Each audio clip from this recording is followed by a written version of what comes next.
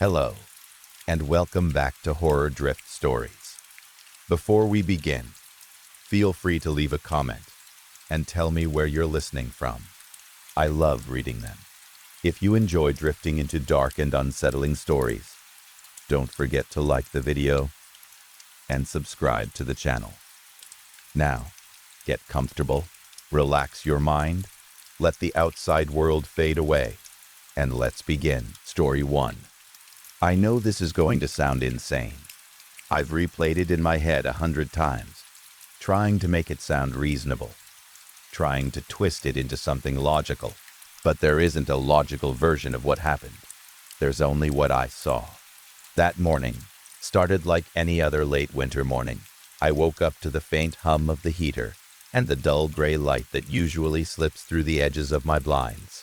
For a few seconds, I just lay there staring at the ceiling, half awake, not thinking about anything important.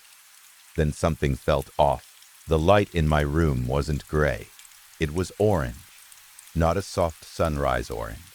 Not the warm golden kind that makes you feel calm. This was darker, almost rusty, like the color of old metal. It cast strange shadows across my walls, stretching them in unnatural directions. I sat up slowly. My first thought was that I had slept through half the day. Maybe it was sunset, not sunrise. Maybe I had overslept. But the clock on my nightstand said 7:12 a.m. I swung my legs off the bed and walked to the window. When I pulled the shades open, my stomach dropped. The sky was orange, completely orange. Not streaked, not scattered with clouds reflecting sunlight.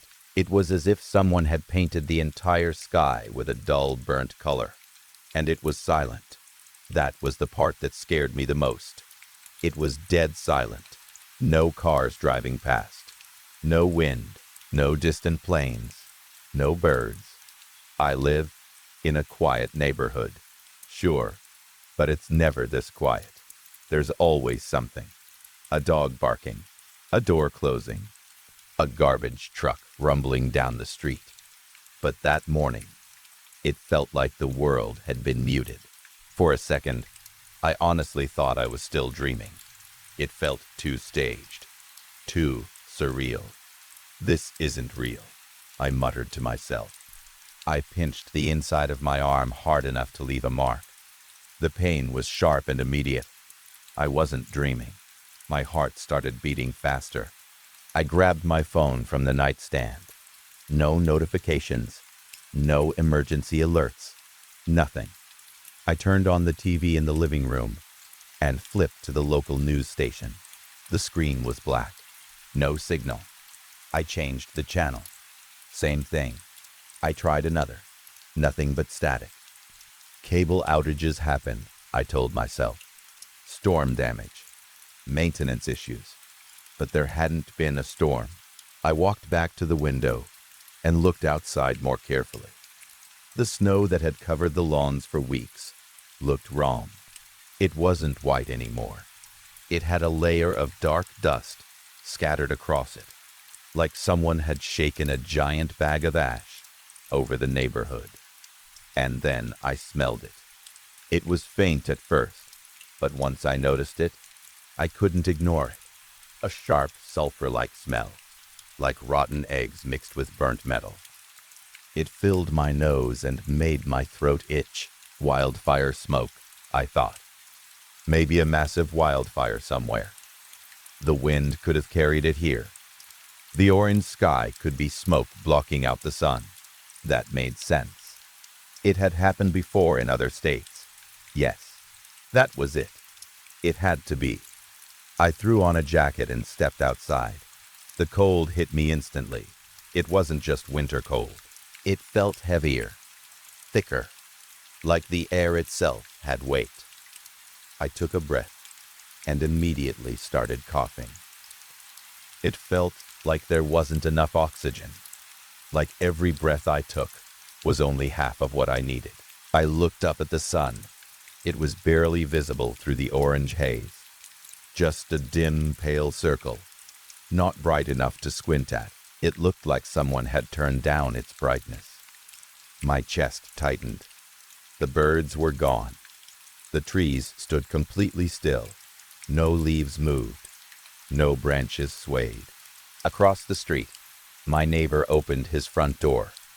He stepped out slowly, staring at the sky. His face looked just as confused as mine must have. "What the hell is this?" he said, almost to himself. More doors opened. People stepped outside in pajamas, coats thrown over them, phones in their hands. Some were recording, some were calling someone. "I don't have service," a woman yelled from down the block. I checked my phone again. No signal, not even a single bar.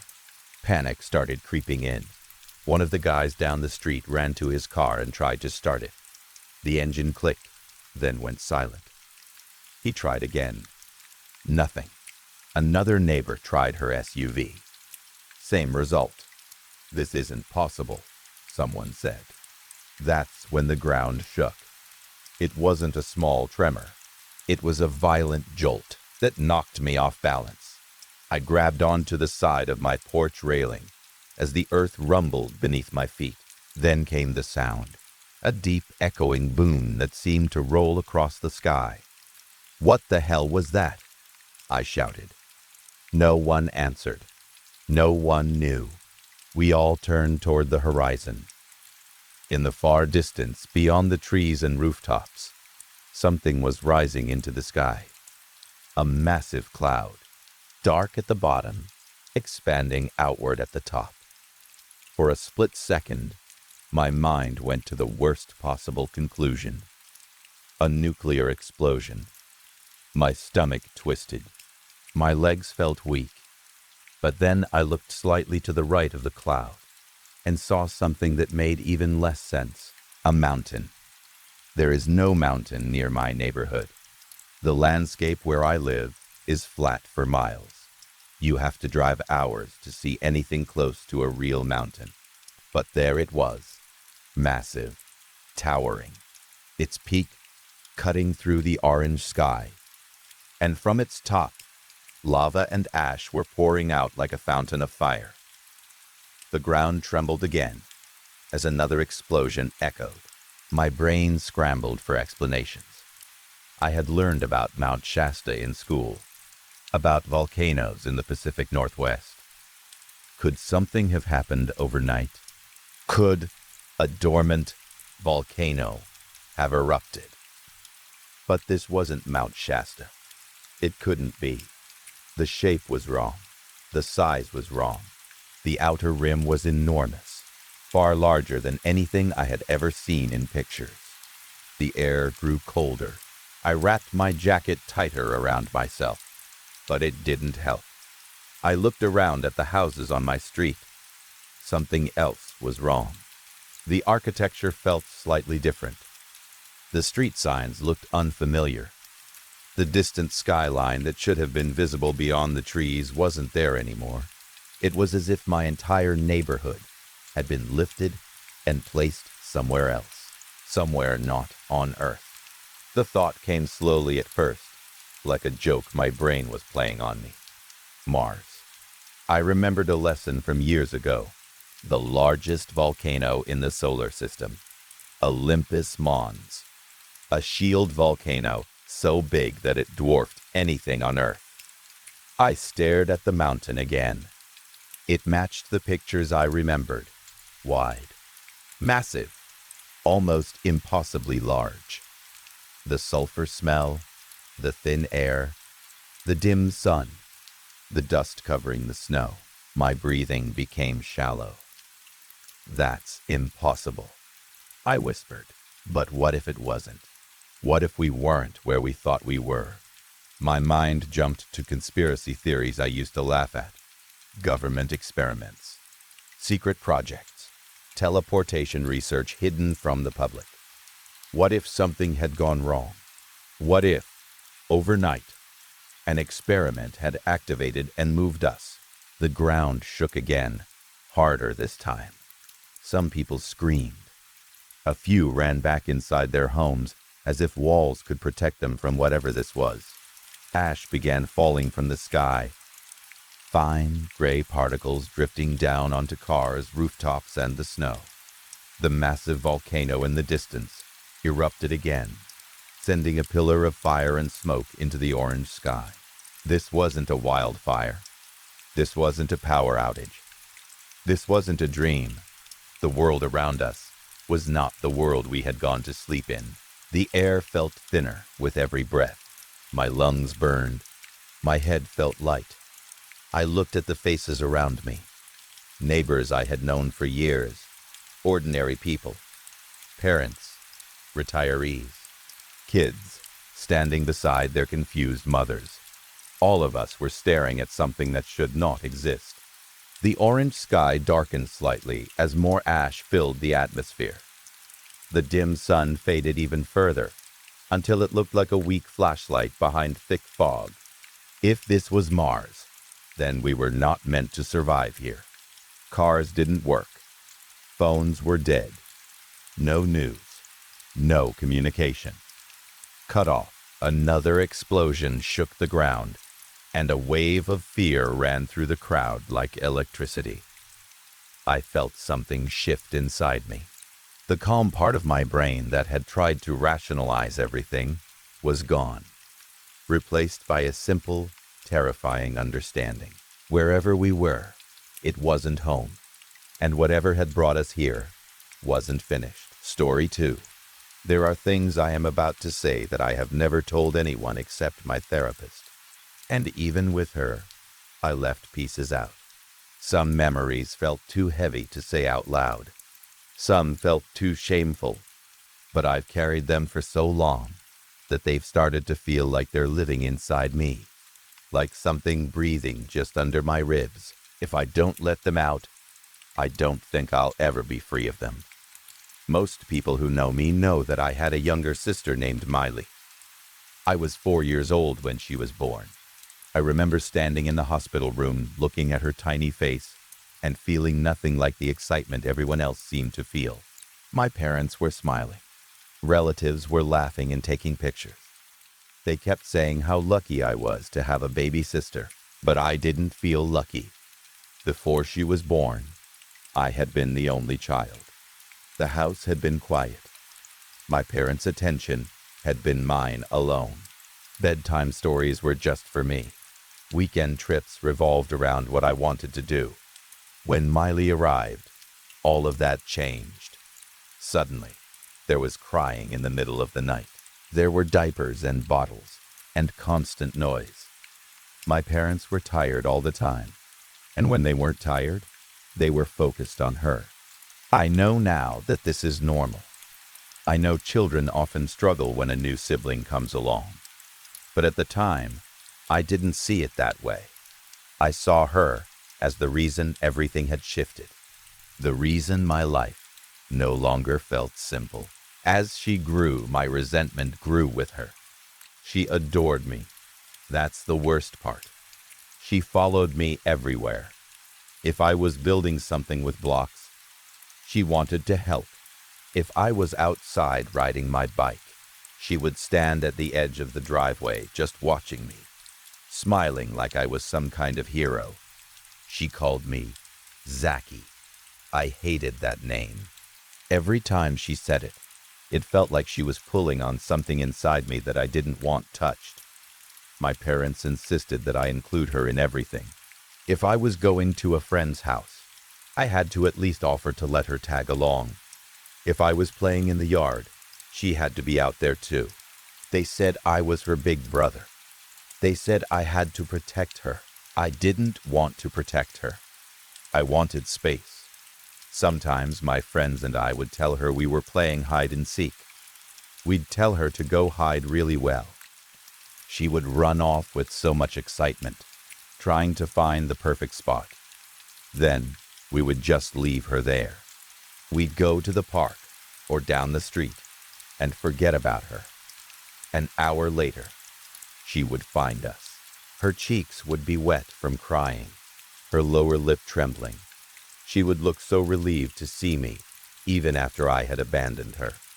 And I never felt bad. Not then. When I was 10 and she was 6, everything changed. It was July. The air was thick and heavy, and the woods behind our house were alive with the sound of insects. I wanted to go exploring. I had started to feel older, braver. The woods felt like an adventure waiting for me. "Take Miley with you," my parents said, like always. I rolled my eyes, but agreed. She followed me eagerly, practically bouncing with excitement. We walked deeper into the woods than we ever had before. At some point, the light from our house disappeared completely. The trees grew thicker. The air felt cooler. The ground was uneven beneath our sneakers. She wrapped her small hand around my arm. "Zachy, I'm scared," she whispered. "I want to go home." "Stop it," I said sharply. "We're fine. Zachy, we can play whatever you want. I just want to go back." I said, "Be quiet. I want to explore." She made a soft sound, like she was swallowing her fear, but she stayed beside me. Eventually, we found it. An old shack stood in a small clearing. It was small, barely bigger than a tool shed. The wood was gray and splintered, leaning slightly to one side. It looked ancient, like it had been there longer than anyone could remember. I felt curious, excited even. "No, Zach, no," Miley said, tugging at my arm. "It's just an old shed," I said, pulling away from her. "Relax." I stepped inside. The air in there was damp and smelled like rot. Dust floated in thin beams of light that slipped through cracks in the wood. I turned back to her and laughed. "See, it's nothing. Come in." She took a hesitant step toward me. And then we heard it, a sound that did not belong in those woods. It was a low, dragging moan, not like an animal growl, not like wind through trees. It sounded almost human, but wrong, deep and strained and filled with something that made my skin crawl. We both screamed. I don't even remember deciding to run. My legs just moved. Branches whipped against my face. Leaves crunched under my feet. I could hear Miley behind me, struggling to keep up. And then I looked back. There was something behind us. I don't know how to describe it. It was large, larger than any man. Its shape seemed to shift as it moved, like darkness itself had grown limbs. It was fast, too fast. It wasn't a bear. It wasn't a wolf. It wasn't anything I had ever seen before. Terror took over. I ran faster. At some point, I passed Miley. I remember the exact moment. I felt her shoulder brush against my arm. As I surged ahead, I heard her voice, high and desperate. "Wait, Zach. Don't leave me. I'm scared. Help me." But I didn't slow down. I didn't turn around. I just ran. By the time I reached the back porch of our house, my lungs were burning. I stumbled onto the steps and collapsed against the door. Then I looked behind me. She wasn't there. The woods were still. No creature. No Miley. My entire body felt numb. Against every instinct screaming at me to stay safe, I stepped back into the trees. I called her name over and over. My voice broke. My throat hurt. I cried harder than I ever had in my life. There was no answer. Eventually, my parents came running out. They saw me first. They asked if I was okay. Even now, that part hurts. They asked about me first. Then they asked where Miley was. I lied. I said she had run off while we were playing, and that I couldn't find her. I didn't tell them about the shack. I didn't tell them about the thing in the woods. I didn't tell them that I had left her behind. They searched for days. So did the police. Volunteers came. Dogs came. Nothing was ever found. No body, no trace. Just gone. They never blamed me. They told me I did my best. They told me they were proud of me for trying. If they had known the truth, they wouldn't have been proud. When I was 14, my parents died in a car accident. A drunk driver hit them on their way home from dinner. They never knew what really happened to their daughter. I moved in with my grandparents. I tried to keep living, but the guilt never left. I'm 27 now, and I still see that night every time I close my eyes. I hear her voice. I see the dark shape in the woods. For years I tried to drown it out. Alcohol, drugs, anything to make the dreams stop. They didn't.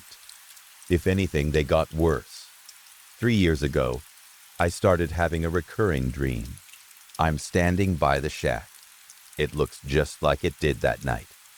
And Miley is standing beside it. She hasn't aged a day. She looks exactly like she did at 6 years old. The dreams started coming every few weeks, then every few days, then almost every night. I stopped sleeping properly. I dropped out of school because I couldn't focus. My whole life started shrinking around this memory. About a month ago, I decided I couldn't live like this anymore. I drove from Pennsylvania back to South Carolina in one straight trip. I didn't pack much. I didn't book a hotel. Part of me thought I might not come back. Our old house was vacant. I climbed over the fence and walked into the backyard. The woods looked smaller than I remembered, but they still felt heavy. I took a flashlight and started walking. I didn't remember the exact path, but my body seemed to. I walked for what felt like hours. Just as I was about to give up, I saw it. A concrete slab. A few rotting boards standing upright. The remains of the shack. It was still there.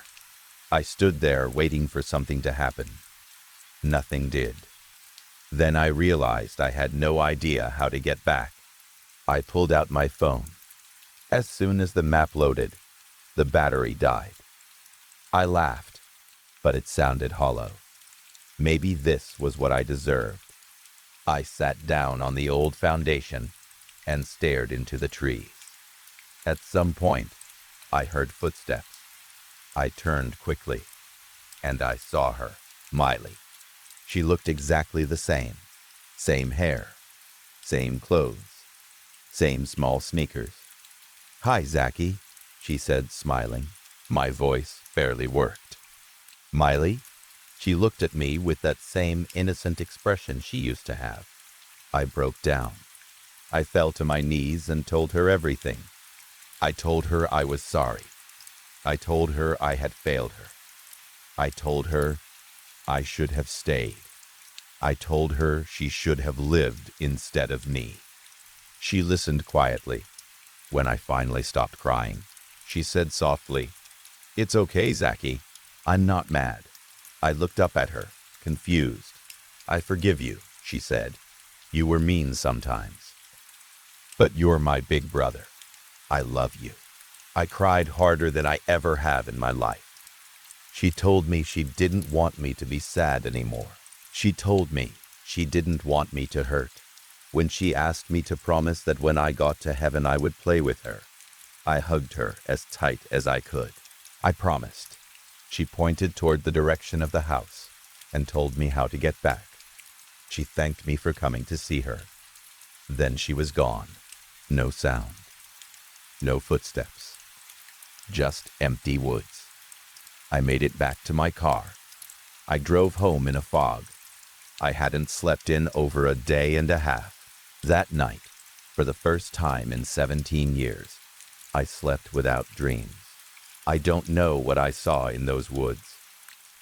I don't know if it was real, or if my mind finally broke under the weight of guilt. But I know this. For the first time since that night, I don't hear her screaming when I close my eyes. And whether I deserved it or not, she forgave me. Story 3. Pablo moved through the back alley like he belonged to the shadows. The lane was tight, boxed in by stained concrete walls and crooked fences. Crates and broken pallets were stacked in uneven towers, and dumpsters sat half open, leaking the sour smell of fish, spoiled food, and sewage. Rain tapped and drummed on everything it touched, turning the dirt into slick mud. Above, dark clouds crowded the sky, heavy and low, as if the storm was pressing down on the neighborhood. He kept his breathing quiet. Every breath felt too loud. Every step felt like it could give him away. Somewhere ahead, inside the building at the end of the alley, his sister Petra was trapped. She was 18. A month ago, she was a real person, with a name and plans and a laugh that used to fill their tiny home.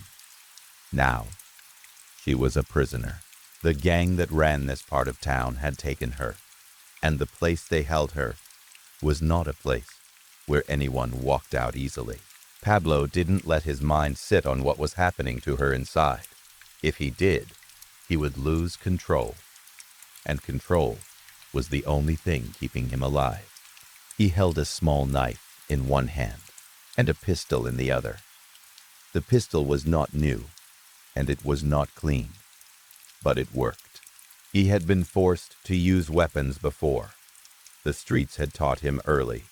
Hunger had taught him. Fear had taught him. But tonight felt different. Tonight was not survival in the usual way. Tonight felt like stepping into fire on purpose. Pablo was 15, short and lean, with a face that would not stand out in a crowd. His clothes were worn and damp, and his shoes were splitting at the edges. He had wrapped a mask over his face to hide who he was, but the mask made him sweat under the rain-soaked air. It stuck to his skin and made him feel like he was breathing through cloth. Ahead, at the back gate of the building, 2 men stood under a broken metal awning. They wore jackets with the collars up, but they were still wet. They were annoyed. Pablo could hear their voices, low and angry, complaining about guard duty, about the rain, about being stuck outside while the others stayed warm inside. Pablo used the clutter as cover. He slipped behind crates, paused behind a dumpster, then moved again. He kept his shoulders low and his steps careful. His heart beat too hard against his ribs. It felt like his body wanted to flee, like every nerve was shouting at him to turn around and run as fast as he could. His stomach twisted, and fear crawled through him like something alive. He swallowed and forced himself forward anyway. There was no one else to do this. Their father was gone. There were no brothers, no uncles, no strong men with money or power. Their mother was sick, worn down by years of stress and hunger. She had been lying in bed for weeks, barely able to sit up, barely able to eat. She asked about Petra every day. Her eyes were always wet now, even when she tried to pretend she was fine. The police would not help. In their neighborhood, everyone knew how things worked. The gang paid the right people, and doors stayed closed. Calls went unanswered. Complaints turned into threats. The system was a wall, and the gang stood on top of it, laughing down at the people beneath. Pablo had promised himself he would not let Petra disappear like so many others. He had promised his mother, too, in a quiet moment when she was weak and shaking, her voice thin. She had grabbed his wrist with surprising strength and begged him to bring Petra home. He did not know if she said it like a request or like a final order, but it had lodged in his chest and stayed there. Now he was here, soaked in rain, holding a knife and a gun, walking toward men who would kill him without a second thought. A soft glow drifted into view beside him. It wasn't the reflection of a street lamp. There were no street lamps in this alley. It was a pale, gentle light, shaped like a person. A young woman floated just above the ground, her outline clear, but her edges shimmering like heat. Maria. She looked about 18. She wore a calm expression that didn't match the place they were in. Her face was pretty, but there was something tired in her eyes, like she had seen too much and could never forget it. When she moved, the air around her felt warmer for a moment, and Pablo caught a scent like the air after lightning, sharp and clean, ozone in the middle of rot. "You ready?" she whispered. Pablo nodded without speaking. He didn't trust his voice. Maria had died in that building. That was how she had found him, drifting around the area where her life ended, drawn to anyone who might notice her. Most people walked through her like she wasn't there. Pablo could see her. He could hear her. He had been able to see things like that since he was a little kid. Ghosts, shadows that didn't belong, shapes that watched from corners. People told him he was touched in the head. They told him to stop talking nonsense. They told him to pray. He learned to keep quiet. He learned to hide what he was, but he couldn't hide it from Maria. She had looked right at him the first time and said his name like she had known him forever. Maria hadn't moved on after death. She hadn't followed the light she said she saw. She stayed because she wanted justice, because the men inside that building had taken her, used her, and killed her when she wouldn't break the way they wanted. One of them had strangled her. That man was still inside. Maria had learned she could do small things when she focused hard enough. She could make lights flicker. She could make a cold touch slide across someone's neck. She could pull attention, distract, unsettle. She couldn't fight like a living person could, but she could create openings. "I'll distract them," Maria said. She floated toward the two guards, moving silently through the rain. Pablo stayed behind cover and watched. The guards were still talking, their backs turned slightly, their shoulders hunched. Maria hovered behind them and closed her eyes as if drawing in strength. Her expression changed. Anger tightened her face. Her glow sharpened, turning brighter, harsher. She lifted a hand and let it drift near the back of one man's neck. Both men stiffened at the same time, like they'd felt a sudden brush of something cold. "What was that?" One muttered. "Probably rain," the other said, but he sounded uncertain. Maria moved again, closer, letting her fury push through whatever force she had. It wasn't a shove, not exactly. It was more like static, sliding over skin. Both men flinched and turned their heads away from the alley, looking behind them toward the street as if expecting someone to be there. That was the opening. Pablo burst from the shadows in a low run, feet splashing in puddles. The guards noticed him too late. One started to reach into his jacket. The other cursed and stepped back. Pablo didn't hesitate. He drove forward, close enough to make it hard for them to aim. The knife flashed once, quick and tight, and the nearest guard folded with a sharp grunt. Pablo shoved him away, using the motion to keep his body moving. The second man got his pistol halfway out, fumbling in panic. Pablo raised his own gun and fired one shot. The sound was loud, a crack that seemed to fill the alley. The guard's head snapped back, and he went down hard. Pablo stood over them for a half second, chest heaving, rain on his eyelashes.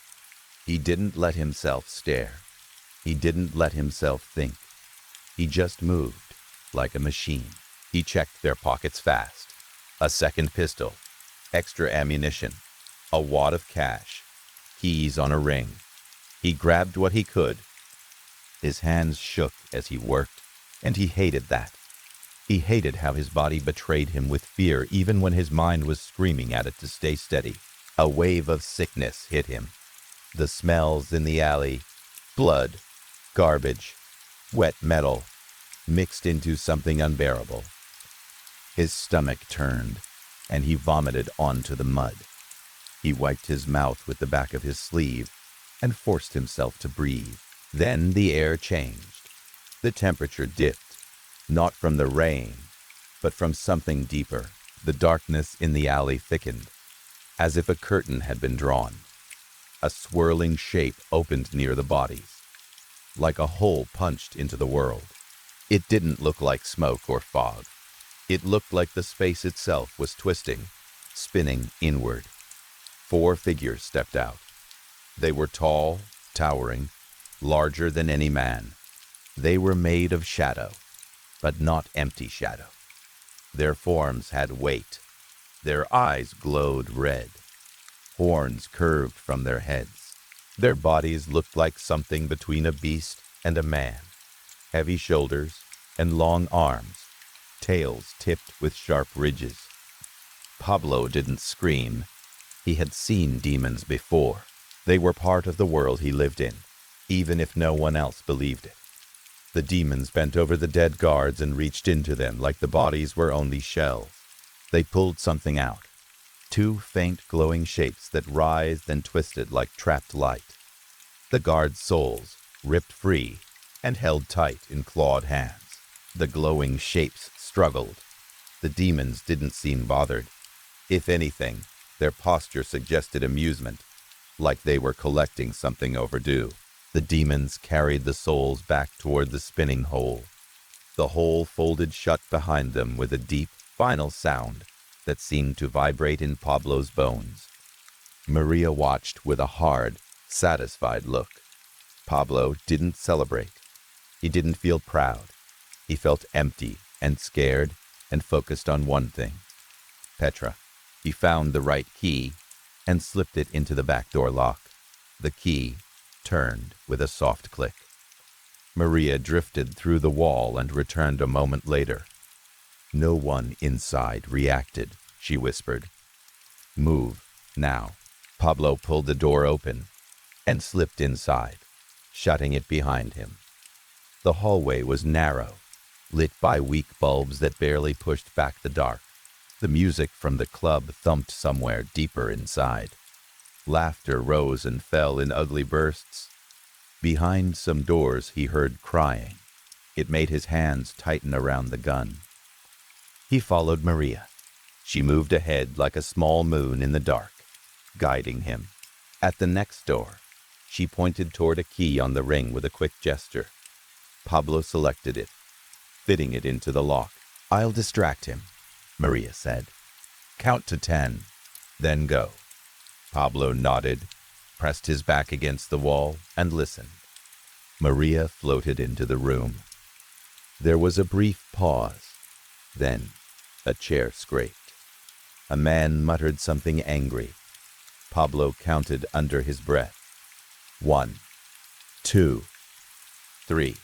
A sharp inhale from inside the room, like someone had felt something touch their neck. 4, 5, 6. Footsteps moved closer to the far side of the room. The man's voice rose, confused and irritated. 7, 8, 9. Pablo pushed the door open and slipped in low.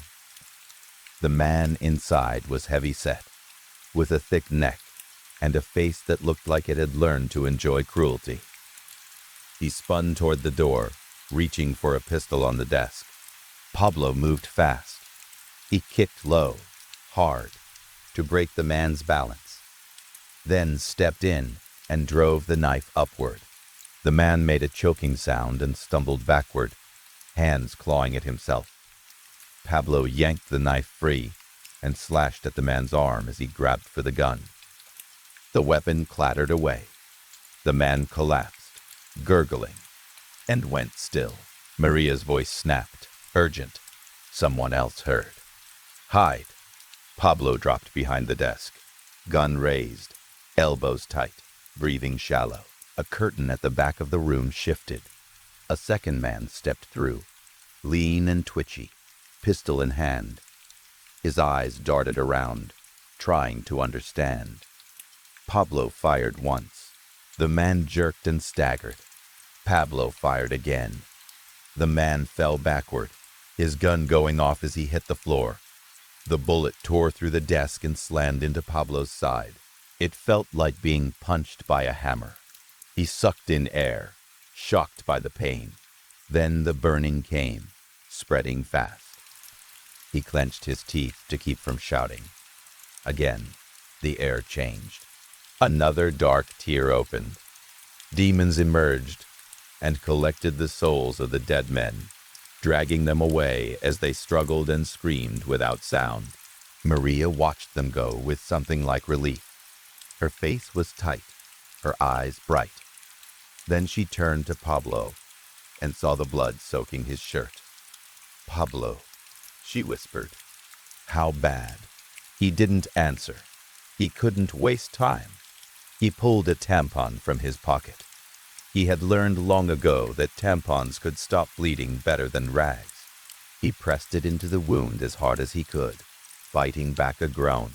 His hands were slick with blood and rainwater. Maria moved to the desk and pointed. "Keys are there. Take them. You're clear for the hall." Pablo forced himself to stand. He reloaded his pistol with shaking hands, then grabbed the extra gun from the desk and tucked it into his waistband. He stepped through the curtain into a longer corridor. Doors lined the hallway. Some were closed, some cracked open. A few men glanced out, saw a teenager with a gun and a hard face, and slammed their doors shut like they were hiding from death itself. Pablo didn't stop for them. He kept moving, following Maria's glow. His side throbbed. Every step sent a sharp ache through him. He could feel warm blood still leaking. He tried to ignore it. Maria stopped at one door and pointed. Pablo fumbled with the key, got it in, turned it. The lock clicked. He pushed the door open. Inside, Petra sat on a bed, wrapped in a thin sheet, like a shield. Her hair was tangled. Her face was swollen from crying. A chain was locked around her ankle, attached to a metal loop in the wall. Her eyes flew to Pablo wide with fear. For a second, she didn't recognize him.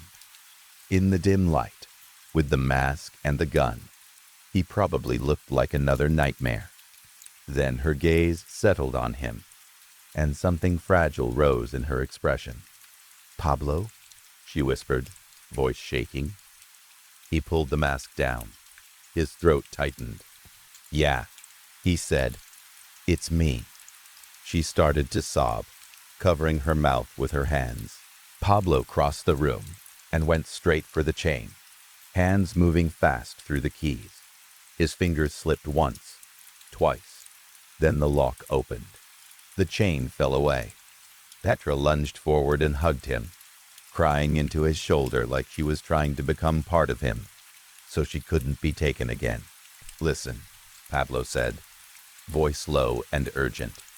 "We're leaving now. Put on whatever you can find." There was a closet with cheap clothing.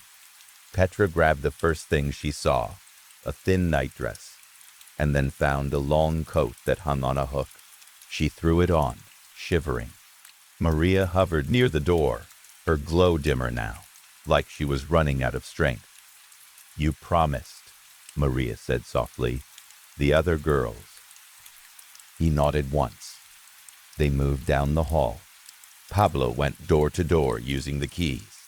Each time he opened a room, a girl would bolt out like she was fleeing a fire, eyes wild, hands shaking as she tried to cover herself with whatever she could grab. Some men inside begged and pleaded. Pablo didn't waste time arguing. He forced them back, took their cash, and ordered them to lie down and count. He made them swear not to move. He knew some of them would move the moment he left. He knew the world wasn't fair, and people didn't magically become good. But he also knew every second he stood still was a second closer to getting caught. When they passed the office again, Maria pointed at a safe tucked behind a hanging picture. "There," she said. "I remember the code." Pablo hesitated only long enough to punch in the numbers. The safe opened with a heavy click. Inside were stacks of cash. Pablo grabbed it. Petra held out a sack she found in a corner, and he shoved the money into it until it was heavy. He also found another pistol, and pressed it into Petra's hands. Her eyes widened. "I don't know." "You do," Pablo said. "I'll show you." He gave her quick, simple instructions, keeping his words short. Safety off. Aim. Squeeze. Not too fast. Only if you have to. Petra nodded, terrified but listening. They slipped out the back door and into the rain again. The alley looked the same, but it felt different now. The storm seemed louder. The air felt sharper. Pablo's body started to weaken. His legs felt less steady. His side was soaked and warm. They made it a few blocks before his knees buckled. He fell hard onto wet concrete. Petra caught him, screaming his name, trying to hold him up. "Pablo," she cried. "No, no, no. Get up." He tried. He couldn't. His breath came in short, broken pulls. "Petra," he gasped. "Listen." She shook her head, crying harder. "I'm not leaving you." He grabbed her wrist. His grip was weak but desperate. "Stop. Listen to me." She stared at him, face shining with rain and tears. "The money," he said. "Take it. Go." "I can't." "You can," Pablo said, harsh and shaking. "You have to." He swallowed, fighting for air. Mom is gone." Petra froze. "What?" "She died last night," he whispered. "A stroke. She never woke up." Petra made a sound like her heart had cracked in two. She tried to hold on to him harder, as if she could keep everything from leaving at once. "There's nothing for you back there," Pablo said. His voice wavered. "They'll look for you. You have to go now. Bus station. Anywhere. Far. Come with me. Please." Pablo's vision blurred at the edges. Then he saw it. A bright white light opened above the alley, like a doorway in the sky. It poured down in a soft beam, gentle and steady, cutting through the rain. It didn't belong in this place, and that's why it felt terrifying and beautiful at the same time. He heard a voice, a woman's voice, soft, familiar. His mother, calling him. Maria floated closer to him, her glow trembling. "I didn't want this," Maria whispered, her face twisted with grief. "I didn't want you to die." Pablo looked at her through heavy eyes. "It's okay," he whispered. "Go, if you can. Go." Maria turned toward the light. Another voice called from within it, speaking her name like it was love. Maria's expression changed. Hope flickered across her face like sunrise. "Mom," she whispered. She drifted upward, slowly at first, then faster, as if something warm was pulling her in. Her glow stretched into the beam and vanished. Petra was still holding Pablo, sobbing, begging him not to leave her. Pablo coughed, and blood rose in his mouth. He swallowed it back, blinking through dizziness. "Petra," he said, barely audible. "Don't waste this." She pressed her forehead to his, shaking. "I need you." "You don't," he whispered. "You need to live." He forced a small smile that hurt his face. "Where I'm going, you can't follow yet." "No." Pablo's body gave one last weak shudder. His eyes softened. The tightness in his face eased, like he was finally letting go of a weight he had carried his whole life. Then he went still.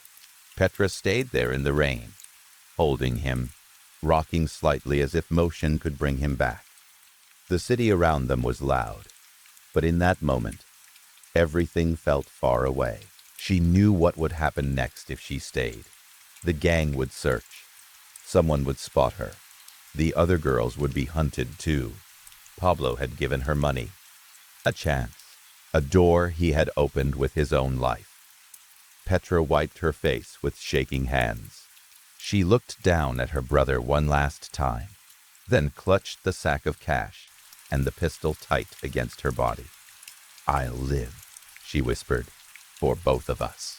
Then she stood and walked into the rain, moving fast, head down, disappearing into the wet streets before the night could close around her again. Story 4. When my mother started teaching at Hornsmouth School for the Deaf and Blind, I was 11. I'm 78 now, and I've learned that memory doesn't stay in neat lines. It edits, it softens, it moves details around until you can barely tell what truly happened from what you told yourself afterward. But that first summer of 1959 never shifted. It's still sitting in my mind, the way a thorn sits under skin, sharp, exact, untouched by time. People talk about deep southern woods like they're empty, like they're just trees and quiet and space. They aren't empty. They're full of things that don't need our permission to exist. They're full of things that were there long before us. It was early spring when my mother told me we were moving to Alabama. We were from Chicago. All I knew was pavement, streetlights, noise that never stopped. My father had left 2 years earlier, and after that, the city felt harder, colder, more expensive in every way that mattered. My mother taught special needs students. She was good at it too, patient in a way that didn't feel fake. She had learned Braille and American Sign Language long before she was ever required to. Still, teaching didn't pay much, and life in the city took more than she could give. When she told me she'd been offered a job at a residential school in northern Alabama, she spoke about it like it was a rescue boat. She had gone down for an interview in February and left me with my grandmother while she did it. When she came back, she looked tired, but there was something bright in her eyes, like she'd found a solution she didn't want to question too hard. "We'll live on campus," she told me. "It'll be easier, safer. I'll be close to my work. You'll go to school there too." I didn't have a disability. I'd be one of the few kids there who didn't. But my mother said it mattered less than I thought. She'd already taught me Braille when I was younger, and she'd shown me enough sign language to have simple conversations. I had been around deaf and blind students most of my life. Some of my closest friends in Chicago had been her students. I didn't feel nervous about the school itself. I mostly felt nervous about leaving everything familiar. But children believe they can adapt to anything, as long as they have someone to follow. We arrived in Alabama in late spring. The first thing that stunned me was how big the place was. It wasn't just a school. It felt like a small town built inside the woods. Teacher cottages sat along gravel paths. There were modest homes for students who lived too far away to go home often. In the center were big brick academic buildings arranged around an open square. Everything was surrounded by trees, tall and thick, just starting to green up after winter. It looked peaceful. It looked beautiful. That was the first mistake. The second mistake was thinking that, because a place looked peaceful, it had to be kind. I met the Beverleys on my second day. Everyone seemed to know them already, even the new staff. People spoke about them in that careful way adults use when they're talking about children they don't fully understand. There were 2 girls, both named Beverly. Beverly C. was blind. Beverly H. was deaf. They were the same age, the same height, nearly identical faces. Pale hair pulled tight back from narrow cheeks. Their dresses looked old-fashioned, plain, like something from a different decade. When they stood together, it was hard to tell where one ended and the other began. Beverly C. spoke for them. Beverly H. watched. If Beverly C. turned her head, Beverly H. shifted too, like they moved on one shared signal. Later, I learned they communicated by tracing letters into each other's palms, quick and quiet. What unsettled me was how rarely they seemed to need to. That afternoon, I was standing alone in the small field behind our cottage, trying to get used to the quiet. Chicago had been loud even when it pretended it wasn't.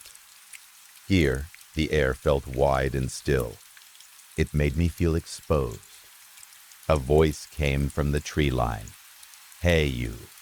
I turned, but I didn't see anyone. "We know you aren't like us. We don't want you here." My eyes moved toward the woods, and then I saw them. They were sitting on a thick branch about 10 feet up, just inside the trees.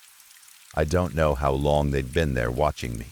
Beverly C's face was tilted slightly upward, her eyes unfocused in that blind way that always made me want to look away. Beverly H. stared straight at me, steady, unblinking. "My mom is teaching here," I said, trying to sound calm. "I can read Braille." "Because you chose to," Beverly C. replied. Her voice wasn't loud. It wasn't even angry. It was flat, like she was stating a rule. "Not because you had to." I didn't know what to say to that.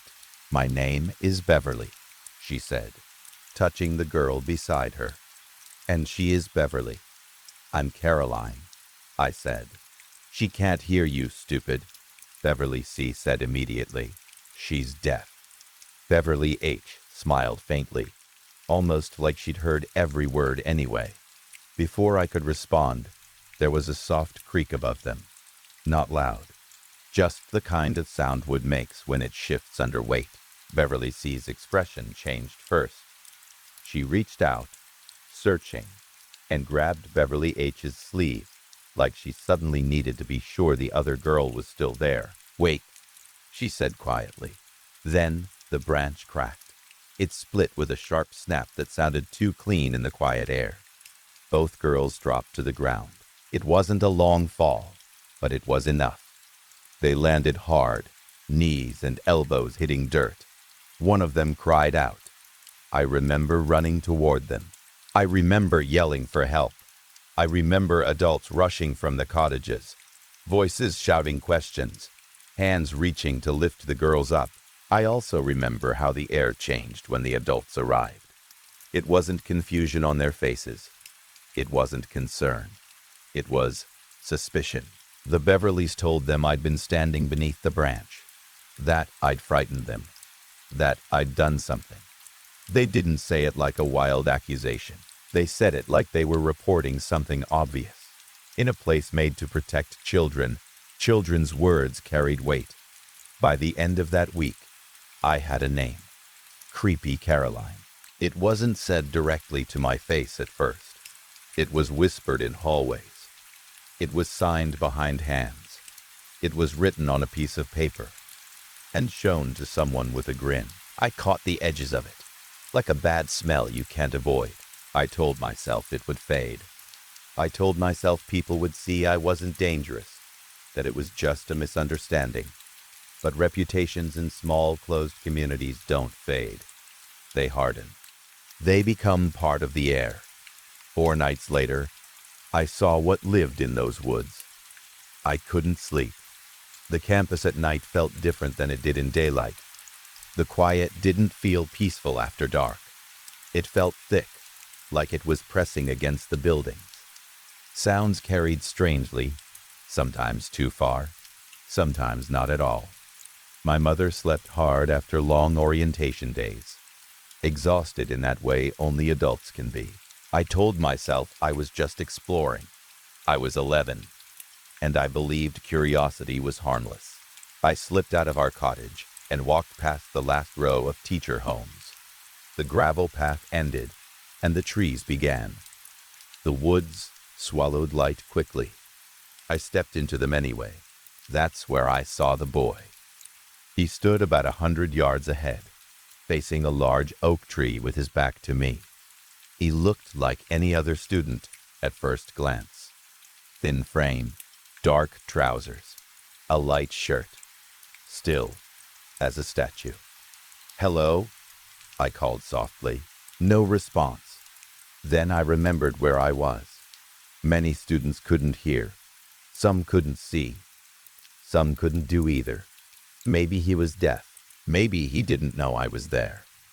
I walked closer, careful, trying not to scare him. The woods were quiet except for insects. A low hum, constant, like the ground itself was alive. As I got nearer, I heard something else, murmuring. It wasn't loud. It was low and rhythmic, like someone having a conversation under their breath. But it wasn't English. It wasn't even close. The sounds didn't have the shape of real words. The syllables slid into each other in a wrong way, like speech being copied by something that didn't understand how language worked. I stopped walking. A thought came to me, trying to rescue the situation. Maybe he was deaf and didn't realize he was making noise. Maybe he didn't know what he sounded like. I shifted my weight, and my shoe pressed down on a twig. It snapped. The murmuring stopped instantly. The boy's head turned. Not fast, not sudden. Slow and steady, like it was rotating on something that allowed too much movement. He didn't move his shoulders. He didn't turn his body. Only his head. Pure instinct took over. I stepped behind a tree and pressed my back against the bark. I didn't think. I just hid. Through the edge of the trunk, I saw his face in profile as it rotated. Something about the outline was wrong. The forehead sloped in a strange way. The mouth pushed forward just a little too much. In the thin light, the skin didn't look like skin. It looked textured. Hair, coarse and dark. And when one eye rolled into view, it didn't catch the light at all. It was like looking into something that didn't reflect the world back. The head kept turning, searching, as if it was listening in a way that didn't require ears. I pressed my hand over my mouth to stop my breathing. My heart hammered so hard I was sure it would betray me. After a long moment, the head rotated back to face the tree again. The murmuring resumed. Softer now, calmer, almost thoughtful. I didn't wait. I moved backward carefully at first. Then I turned and ran. I didn't stop until I could see the cottages again, until the lights from the administrative building cut through the trees like something safe. I told no one. That night, I barely slept, and the next morning I tried to explain it away. I told myself it had been a trick of shadows, a student with an odd posture, a boy playing some strange game. The school was full of children who moved and spoke differently. Maybe it was nothing. But one question wouldn't leave me. If he was deaf, how did he react to the twig snapping? Later that morning, I saw him again. He was in my classroom, seated 3 rows ahead. The teacher did roll call the way my mother had taught me, calling names out loud, but also tapping desks for the deaf students, so they'd know attention was on them. When the teacher reached the boy, she tapped his desk, so he was deaf. Confirmed. My stomach tightened. The teacher continued down the list. When she called my name, I felt the room settle into its usual quiet tension. I raised my hand, and that boy turned his head directly toward me, not vaguely, not in the wrong direction, directly toward me, like he knew exactly where I was. Then he smiled. It was a small smile, calm and certain, like we were sharing a secret. And in that moment I understood something I didn't have words for yet. The woods weren't empty, and whatever was in them had followed me out. Story 5. A blue-gray veil hangs over everything, thick as cloth and just as heavy. It isn't fog the way people talk about fog. It doesn't feel wet. It doesn't bead on my eyelashes or settle in my hair. It floats dry and gritty, like the air has been filled with ground stone. Above me is what passes for a sky here. It isn't open. It isn't wide. It looks like a counterfeit ceiling stretched over the world, and it is packed with endless spires. They climb straight up, and disappear into brightness, as if the light itself gets whiter the higher you go. From where I'm standing, I can see just under the tops, but even that feels wrong, like I'm looking up through a narrow crack and guessing at the rest. Some of the spires have black-rimmed holes burned into their faces, cavities that look like the marks left after an explosion. The edges are sooty. The centers are hollow and dead. When I first noticed them, I thought of fires, of bombs, of terrible machines. But the more I stare, the more it seems like the dust around me might be coming from the same violence that made those holes. Or maybe time is doing it. Maybe these towers are so enormous that the slow wearing down of their surfaces creates this powder, the way a river cuts a mountain over years, the way dunes shift grain by grain. That would make sense if the air moved, if weather existed here the way it does where I'm from. But the air is mostly still, stale. It sits in my lungs like old cloth. Only sometimes, and without warning, a draft creeps through the barred window openings, pushing a thin breath across the rooms. It feels less like wind and more like something exhaling through teeth. Earlier, I heard a quick run of soft thuds echoing through the silence. Not one sound, but a string of them, steady and fast, like someone tapping a hammer on stone. Too rhythmic to be random and too quick to be footsteps from a normal person. The sound faded into the vast quiet, leaving my skin tight and my mouth dry. It confirmed what I had been trying not to admit. I am not alone here. I don't know if I'm trapped in this place with something living, or if I'm trapped with my own mind drying out and turning strange. I can't trust my senses anymore. Everything I see is unfamiliar. Even the way sound behaves is unfamiliar. It travels far and then stops dead, like it hits invisible walls. I've been in these concrete compartments for hours, or longer. Time slides in circles here. Light outside rises and falls like a tide. But it doesn't behave like a normal day. It brightens and dims without warmth. It feels like the world is breathing slowly, inhaling light and then letting it leak away. I woke on an oxidized bed frame that had no mattress, just cold metal lattice, rusted and bent. My back, neck, and arms are bruised from lying on it. When I moved, the rust caught on my clothes. I could feel welts on my skin, the kind you get when you sleep on something that doesn't care if you hurt. If I stayed there any longer, frozen and stiff, I would have become part of the room, as cold as the dust on the window ledge. When I finally forced myself to stand and step into the corridor, I saw a small insect at my feet. It skittered away, fast and nervous. For a moment, I just watched it, because watching it was easier than thinking. Hunger has been gnawing at me in a dull, steady way, like a toothache. I thought, if I get desperate enough, I won't starve. There are things here that move, but I cannot spare fluid. My mouth feels like paper. My tongue sticks.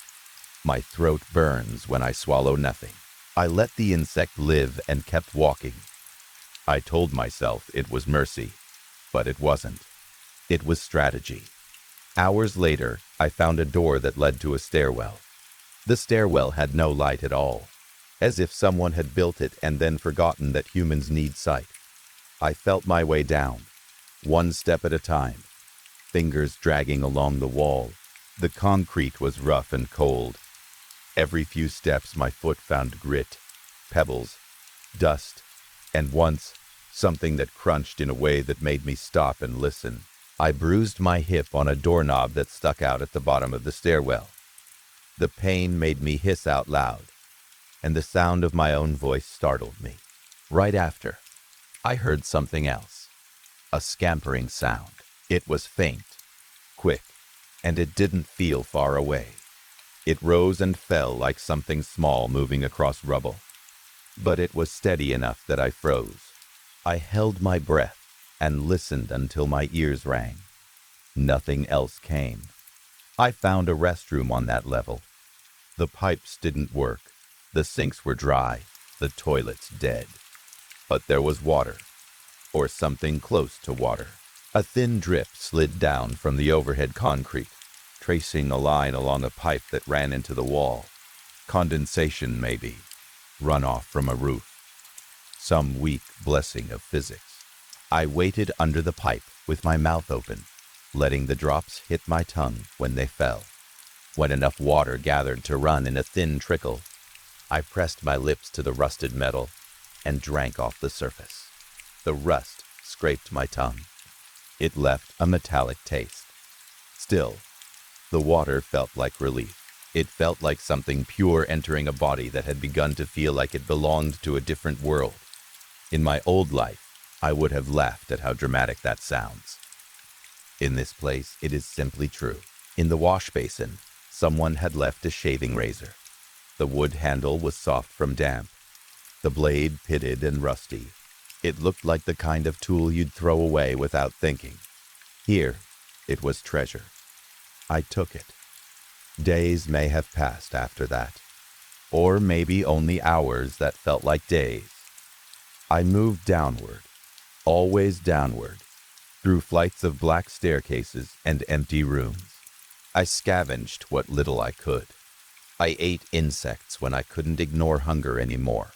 Once I found a snail-like thing hiding in a crack and swallowed it whole, fighting my own gagging. Everything tastes like dust in the end.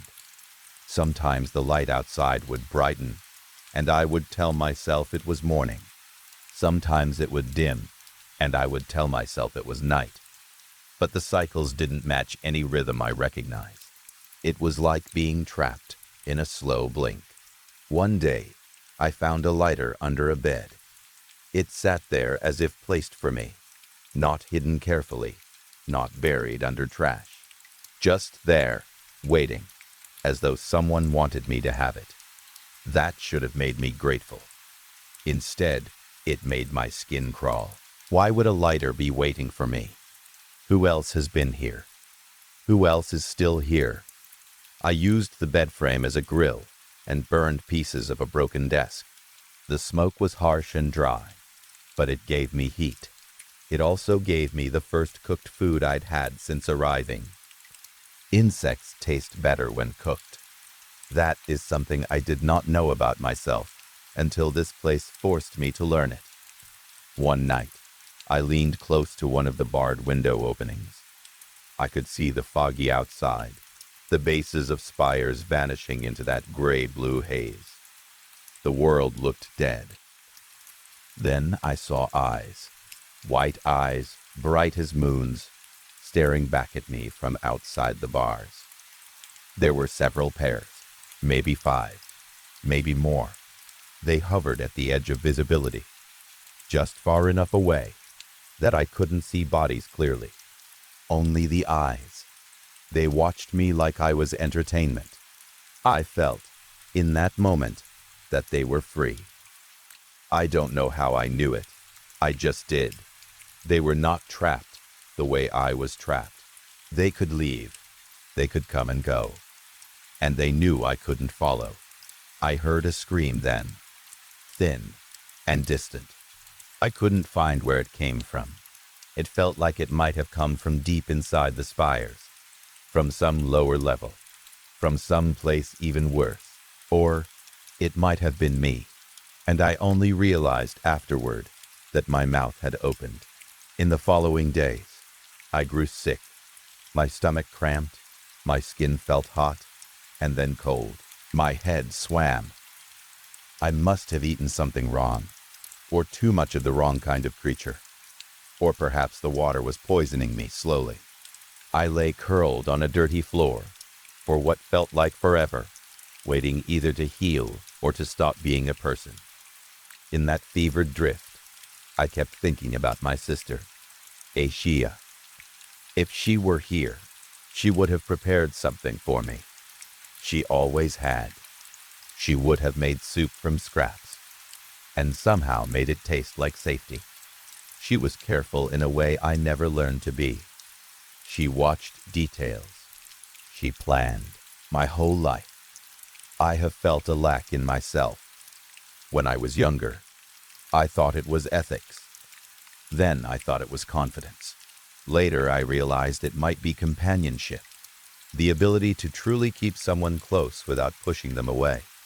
I don't know what I let go of and what I never had to begin with. I don't know if I refused love out of pride or fear, or because something in me was built wrong from the start. I remember the arranged relationship Asia tried to guide me into. She spoke gently, like she was helping me toward a calmer life. I refused her, and I told myself it was freedom. In this place, with the dust and the silence, I wonder if it was just stubbornness. Do I enjoy solitude? That question sounds ridiculous now. Solitude is not noble when it is forced. It is just hunger with no voice to answer it. I found a fur-lined hat near one of the barred openings.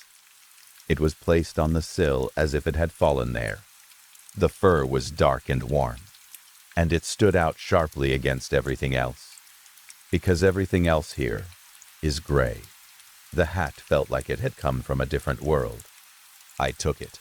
I put it on. My scalp warmed, and for a moment, I almost cried from something as simple as warmth. Then the thought arrived. The person who wore this hat may have died. They may have fallen through that opening, or been pulled, or dragged. The hat was a gift and a warning at the same time. I write because writing is one of the few things I can still do that makes me feel like myself. I write because if I stop, the days will blur completely, and I will forget my own name. I also write because I don't know if anyone will ever read this. If I return to society, will I be able to speak about this place? Would anyone believe me? Or would they laugh and call me mad? Sometimes I think of how I would sound. A thin man covered in dust, telling people I lived inside spires and ate insects and watched white eyes in the fog. I would laugh at me too. One day, I heard music, not the kind you hum, not a simple tune. It came as a slow rising sound, like a chord lifting itself upward. Multiple tones layered together. They rose, held still, and then sank again, repeating like waves. The sound rattled the bars of the opening. It vibrated through my bones. It lasted maybe half an hour, long enough to make me forget hunger and pain and fear. It was beautiful in a way that hurt. While it played, I found myself on the floor, panting and laughing and crying without understanding why. The sound felt like something sacred and cruel at the same time, like it was showing me what life could be and punishing me for not having it. When it stopped, the silence felt thicker than ever. I lay there for a long time afterward, staring at nothing, thinking of musical patterns, desperate to recreate it in my mind. But every time I tried, it slipped away. In the weeks that followed, I lost my pen. I don't even remember when. I must have dropped it while I was leaning out of a window at night, or while climbing downstairs, or while shaking from fever. I had to scratch notes with bits of charcoal and broken metal when I could find them. Eventually, I reached the bottom of the spires, or what felt like the bottom. I found a lobby area, wide and dark, with old wires and strings stretched across it. At first, I didn't notice them. Then I saw how they were arranged, like traps, like someone had woven a net across the open space. I moved slowly, stepping where the floor looked clearer, where the strings were fewer. I felt danger there the way you feel heat before you touch flame. Still, I made a mistake. As I swiped away a normal spider web, something tugged at my foot. A thin line snapped tight around my ankle with a creaking pull. Before I could fully react, the floor shifted, and a heavy concrete slab dropped with a sickening slam. The snare jerked me upward. The world flipped. My stomach lurched. My head filled with blood. I reached for the razor I kept tucked at my waist, but the sudden motion made my fingers clumsy, and the impact sound of the slab hitting the floor sent shock through my chest. I blacked out for a moment. When I came back to myself, I was hanging upside down, swaying slightly. My razor had fallen. It lay on the floor beneath me, just out of reach, like it was mocking me. The dust around it looked disturbed, and for a second it seemed like the dust itself was moving. Then I heard the sound that made my blood run cold. Fast, heavy pattering. Something was coming down the stairwell. Not walking. Not creeping. Moving with a frantic speed that sounded too eager. I reached down blindly and managed to grab the razor by the blade, not the handle. It sliced my palm immediately. Warm blood ran down my wrist, beating and darkening the powder on the floor below. I didn't care. I sawed at the rope with the rusty edge. The rust caught on the fibers like teeth. It wasn't sharp, but it bit. I worked fast, shaking, lips pulled back in a silent grimace. The rope finally gave, and I dropped hard to the floor, landing in a heap. Pain flared in my shoulder. I rolled away instinctively, and my foot missed another string by inches. The pattering stopped. For a few seconds there was only my breathing and the faint creak of hanging lines. Then I saw movement in the shadows. A shape shifted near a side opening, a darker pocket of space beside the stairwell. It moved like something low and fast, then froze. I stared, and it stared back. Our eyes held for a long time. I raised the razor, backing away one step at a time. My head lifted to avoid a wire above me, and in that split second, I heard a scuffle. I snapped my gaze forward again. It was halfway out of the shadow now. It looked like a very thin man, stretched too long, too narrow, but its head was wrong. The jaw was long like a horse's, the mouth shaped for chewing things that aren't meant to be chewed. Its nostrils flared, alive and wet. The rest of it looked dead, pale as concrete paste. There was no hair. Its skin shone with sweat. I couldn't tell if it had eyes. It didn't matter. The sense of attention coming from it was enough. The moment my foot touched the lobby threshold, it jerked backward, as if pulled by a hidden line, like something yanked it away from me. That motion wasn't natural either. It didn't retreat like a frightened animal. It retreated like a puppet. At my feet, I noticed a trail of dried blood leading toward the shadows. At the end of that trail was a dark smear, a splat that looked old. I thought of the fur hat on my head. I thought of the person who might have worn it. I felt a wave of cold gratitude, sharp and shameful. If someone died here, maybe it wasn't me. I moved out of the lobby and into the streets beyond. The city outside the spires was a maze of identical buildings and long, straight roads. Everything was built with strange care, neat geometry, repeating patterns, as if whoever designed it loved order more than life. The more I walked, the more I wondered if every building hid its own horror. Sometimes I found wires and traps inside, not in every building. Maybe 1 in 20. That made it worse, because it meant someone chose where to set them. Someone thought about it. I began to hear the thuds again, closer now. They came in bursts, hard and rhythmic, as if something was tapping on stone with intent. I paused, lifting my head, standing on the tips of my toes, as if height would help me hear better. Nothing revealed itself. No breath, no footsteps, no voices. Only the fog and the blue-gray light. I continued walking. Then something pale flashed across the street ahead of me, quick as a thrown rag. A thin figure darted into a nearby ruin and vanished. It could have slammed into me and knocked me down. It didn't. It simply moved like it wanted me to know it could. My mouth tasted of iron. My lips were cracked and dusted. I licked them and felt how raw they were.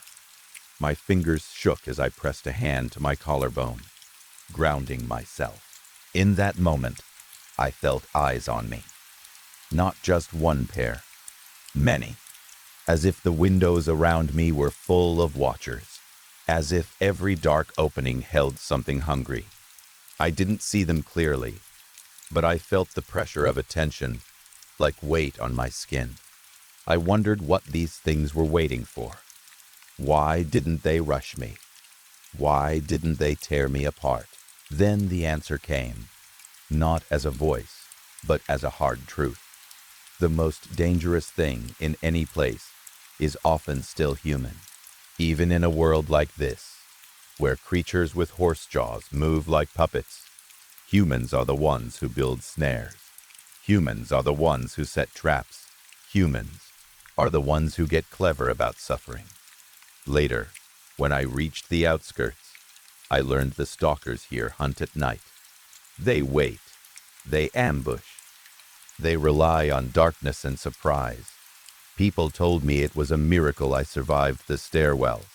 A miracle I wasn't taken in my sleep. I don't believe in miracles anymore. Not in the clean way. I believe in odds. I believe in accidents. I believe in hunger that sometimes chooses to wait. Eventually, I saw what looked like a small caravan near the edge of the ruins.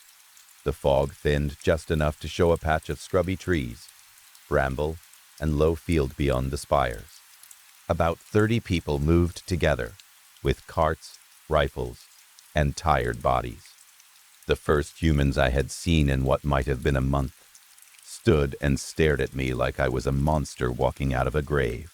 I stumbled forward, hands half raised, trying to look harmless, even though I knew I didn't look harmless. I was thin. My clothes were rags. Dust coated me.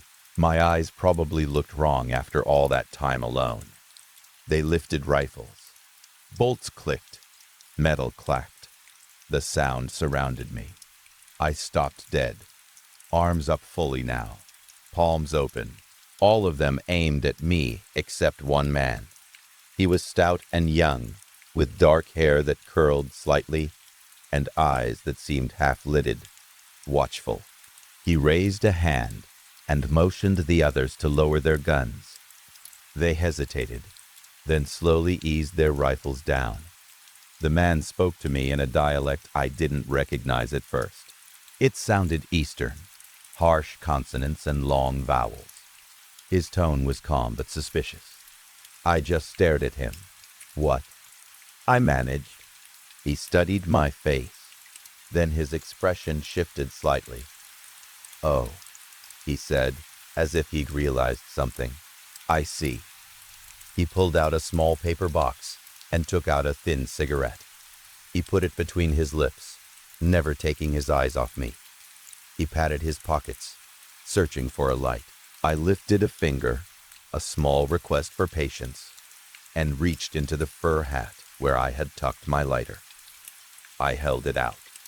He leaned forward, keeping his head close to the flame, still studying me as if he didn't trust any movement I made. I flicked the lighter. The flint sparked once, twice, 3 times before the flame caught. I held it to the cigarette. He inhaled and the tip glowed. Thank you, he said quietly. Then, with that cigarette pointed at me like an accusation, he asked if I was from a place called Nilette. He asked if it was in the walls. I answered with uncertainty, telling him yes, because I didn't know what else to say. My mind was still stuck in the spires, and the dust, and the white eyes. The idea of borders and places felt unreal. I asked where I was. He said it again, slower, as if speaking to a child. The walls, he repeated. You are in wall. He turned and looked back at the city, the spires rising behind us like dead teeth. and the field stretching ahead in foggy blue-gray. Someone from the caravan came up behind him and spoke quickly in their own language. They exchanged words, short and tense. Then the man faced me again. "We go now," he said. "You come." I nodded because I had no better option. I followed them. As we walked, I listened to their tired voices, their occasional low laughter that seemed forced, like people trying to remember what it feels like to be normal. The lead cart squeaked with every turn of its rusted axle, a long drawn-out sound that echoed into the fog and came back like an answer. After a while, the young man spoke again. "I am Hagen," he said. I nodded, slow, trying to remember how to behave around others after so long alone. He waited, cigarette lifted, eyebrow raised. He wanted my name. I blinked, then said it. Beinged. He paused mid-step. His face changed. The cigarette lowered slightly. "Like the composer?" he asked, as if the word tasted strange to him.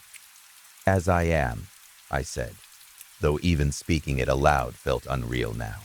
He stopped walking completely and stared at me. "From Nellet," he repeated, measuring each word. "A composer named Beinghet, from Nellet." A slow, tight smirk pulled at his mouth, like he was about to laugh but wasn't sure if it was safe. His eyes stayed fixed on mine. "Being anti-orthodox," he said, and the way he said it made my stomach drop, because it didn't sound like a greeting. It sounded like recognition. It sounded like I had stepped out of the spires and into a story that had already been written, with my name already waiting on the page. Story 6. I had been looking forward to this trip for months, to the point where it started to feel like a promise my life had made to me. The French countryside. Real French food. A real French farm, with real soil and real seasons, and people who actually knew what they were doing. I pictured long tables outside, bread still warm, butter melting, wind moving through fields like waves. I had even been practicing French. Not well, but with enthusiasm. I started when I began dating Nicholas, mostly because it felt romantic to learn the language he grew up hearing at home. But once the trip became real, once the tickets were booked, and the date got close, I practiced with a new kind of determination. I downloaded apps. I watched videos. I repeated phrases out loud, like a person rehearsing for a play. In my head, I was going to arrive and charm everyone with my polite little sentences and my effort. I was going to belong, just a little. Nicholas humored me at first. He would correct me sometimes, gently, and other times he would just smile the way you smile at someone who's trying hard and you don't want to bruise their excitement. He was born in France, but lived in Canada now, and he carried that quiet confidence of someone who has been in between places his whole life. He didn't get overly excited about travel. He didn't gush about landscapes. He had this, "I've seen it before" look that made me want to shake him. We spent 2 nights in Paris first. Everything there felt like a film set I had walked into by accident. The streets, the cafes, the way the light looked at certain hours. I tried not to be the kind of tourist who only sees what they expected to see, but it was hard not to be overwhelmed.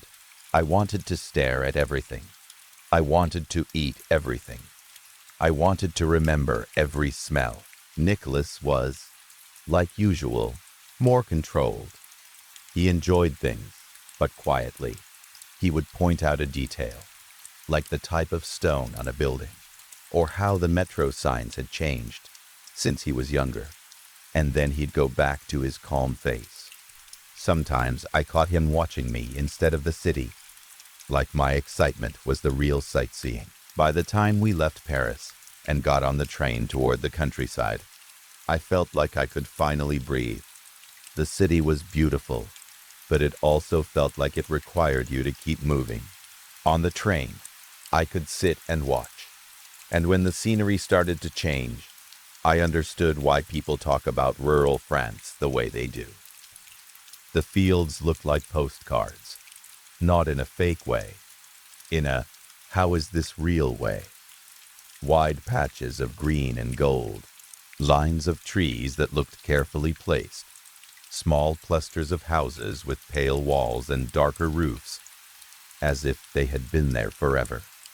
The sky seemed bigger than it did in Chicago, bigger than it did in Toronto, bigger than it did anywhere I'd lived.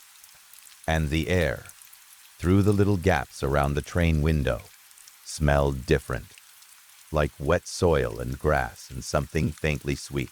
As we got closer to the little town nearest his grandparents' farm, Nicholas started to change. It was subtle, but I noticed. He sat up straighter. He looked out the window longer. His mouth relaxed. It wasn't that he looked happy exactly, but he looked less guarded, as if some part of him recognized the landscape and let go of a tight grip he didn't realize he was holding. We arrived in the late afternoon. The station was small. The platform was quiet. I expected more bustle, but instead, there was the calm of a place that doesn't revolve around crowds. When we stepped off the train, I was struck by how clean the air felt, even with the warmth. And then I saw his grandfather. Grandpère stood near the edge of the parking area, hands in his pockets, shoulders slightly hunched, like a man built to work outdoors. He had that kind of face you see in old photos. Strong nose, heavy brow, eyes that seemed permanently narrowed from sun and wind. His hair was thin and gray, and his skin looked like leather.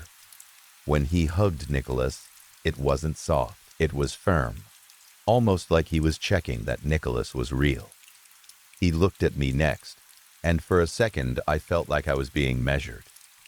Not in a hateful way, more like a farmer looking at an unfamiliar animal and deciding what kind it is. Nicholas introduced me in French. I caught my name and the word ami, and I smiled too widely, because nervousness always makes me overdo friendliness. Grandpère nodded once, then reached out and shook my hand with a grip that made my fingers ache. He talked the whole drive to the farm. French came out of him like it lived in his bones. I caught a few words and lost the rest. His accent was heavier than the one Nicholas used when he spoke. It wasn't the French I'd practiced on apps. It was rougher, older, full of rhythms my ears didn't know yet. Nicholas answered him in French too, but more briefly.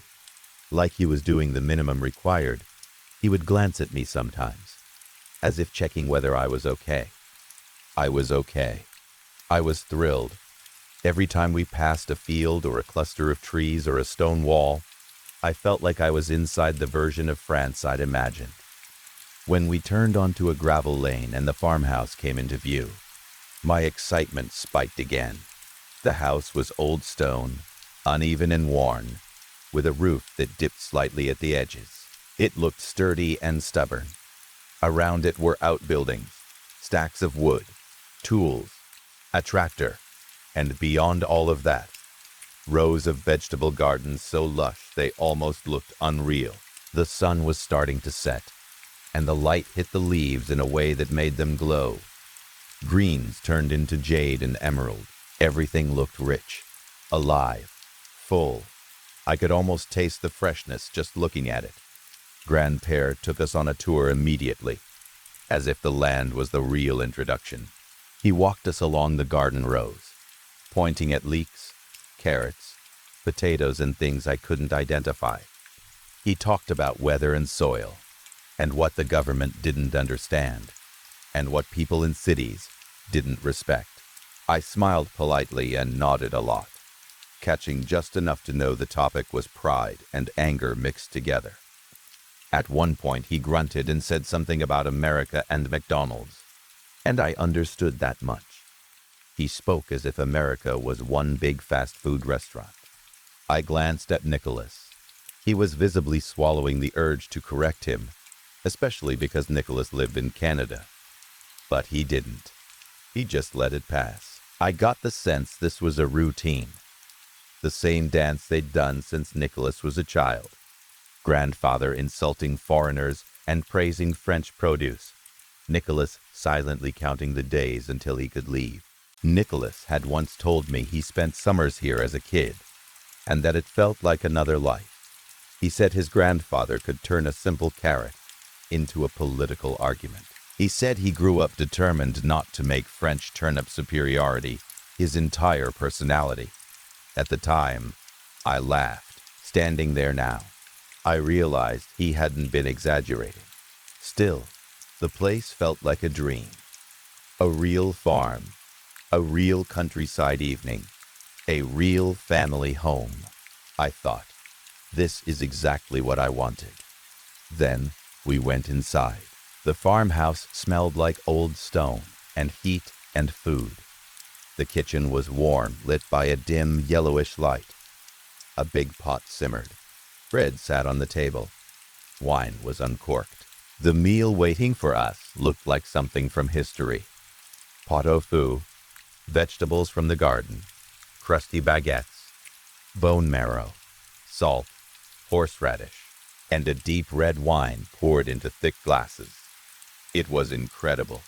It tasted like comfort and effort. It tasted like someone had been doing it the same way for decades, because it worked, and there was no reason to change it. I tried to compliment it in French. I fumbled the words. Grandmère smiled kindly anyway. She was smaller than Grandpère and moved quietly, as if she didn't want to waste energy on unnecessary motion. Her eyes were sharp, though. She noticed everything. Nicholas translated a few things for me.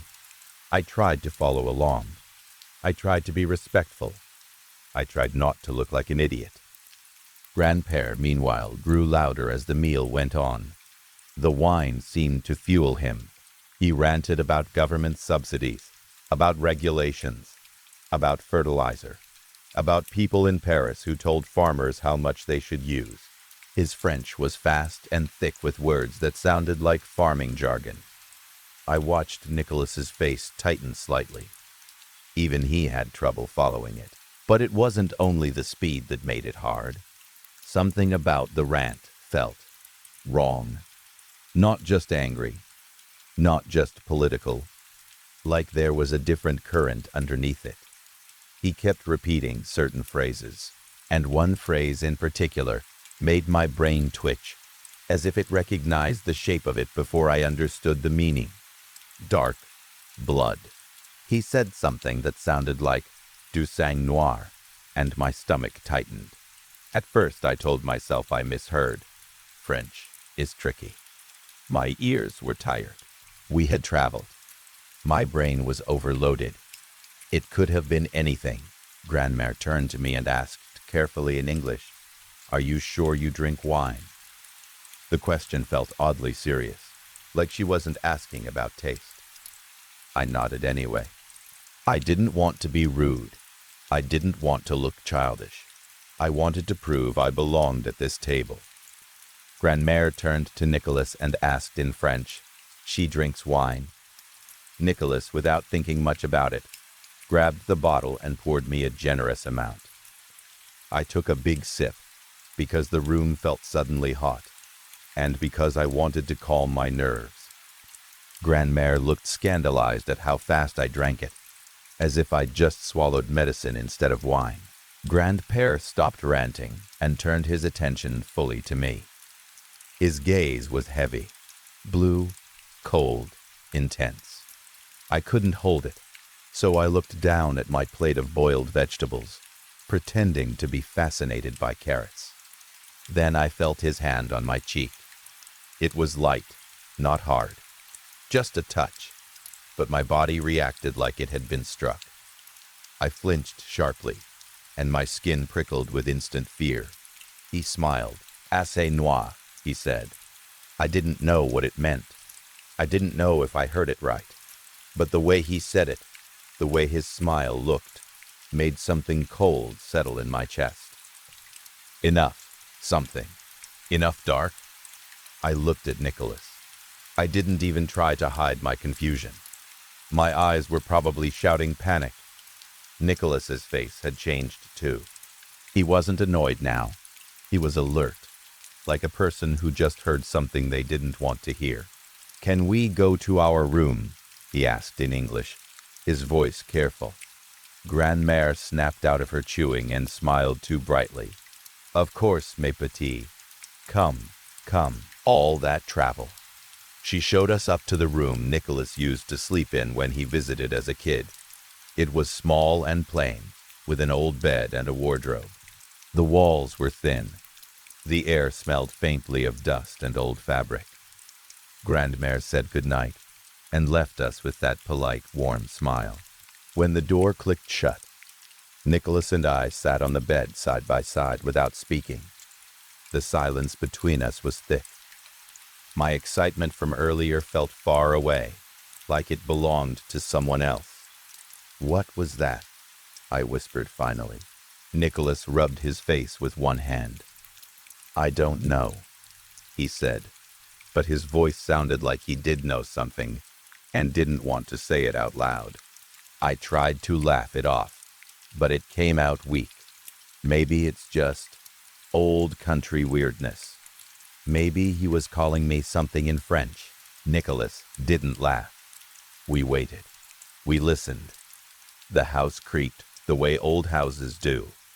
Somewhere below, a floorboard groaned. Water pipes made a faint knocking sound. Then, nothing.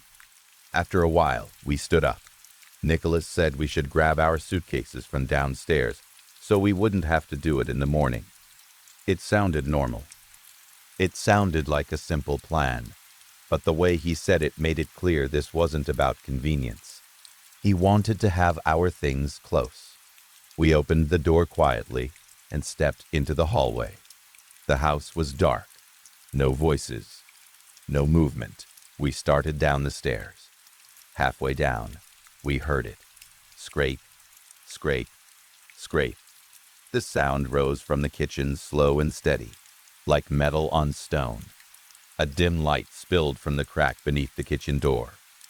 Nicholas froze. I froze with him. We crept down 2 more steps and leaned forward just enough to see into the kitchen. Grandpère was at the table. He was sharpening a knife.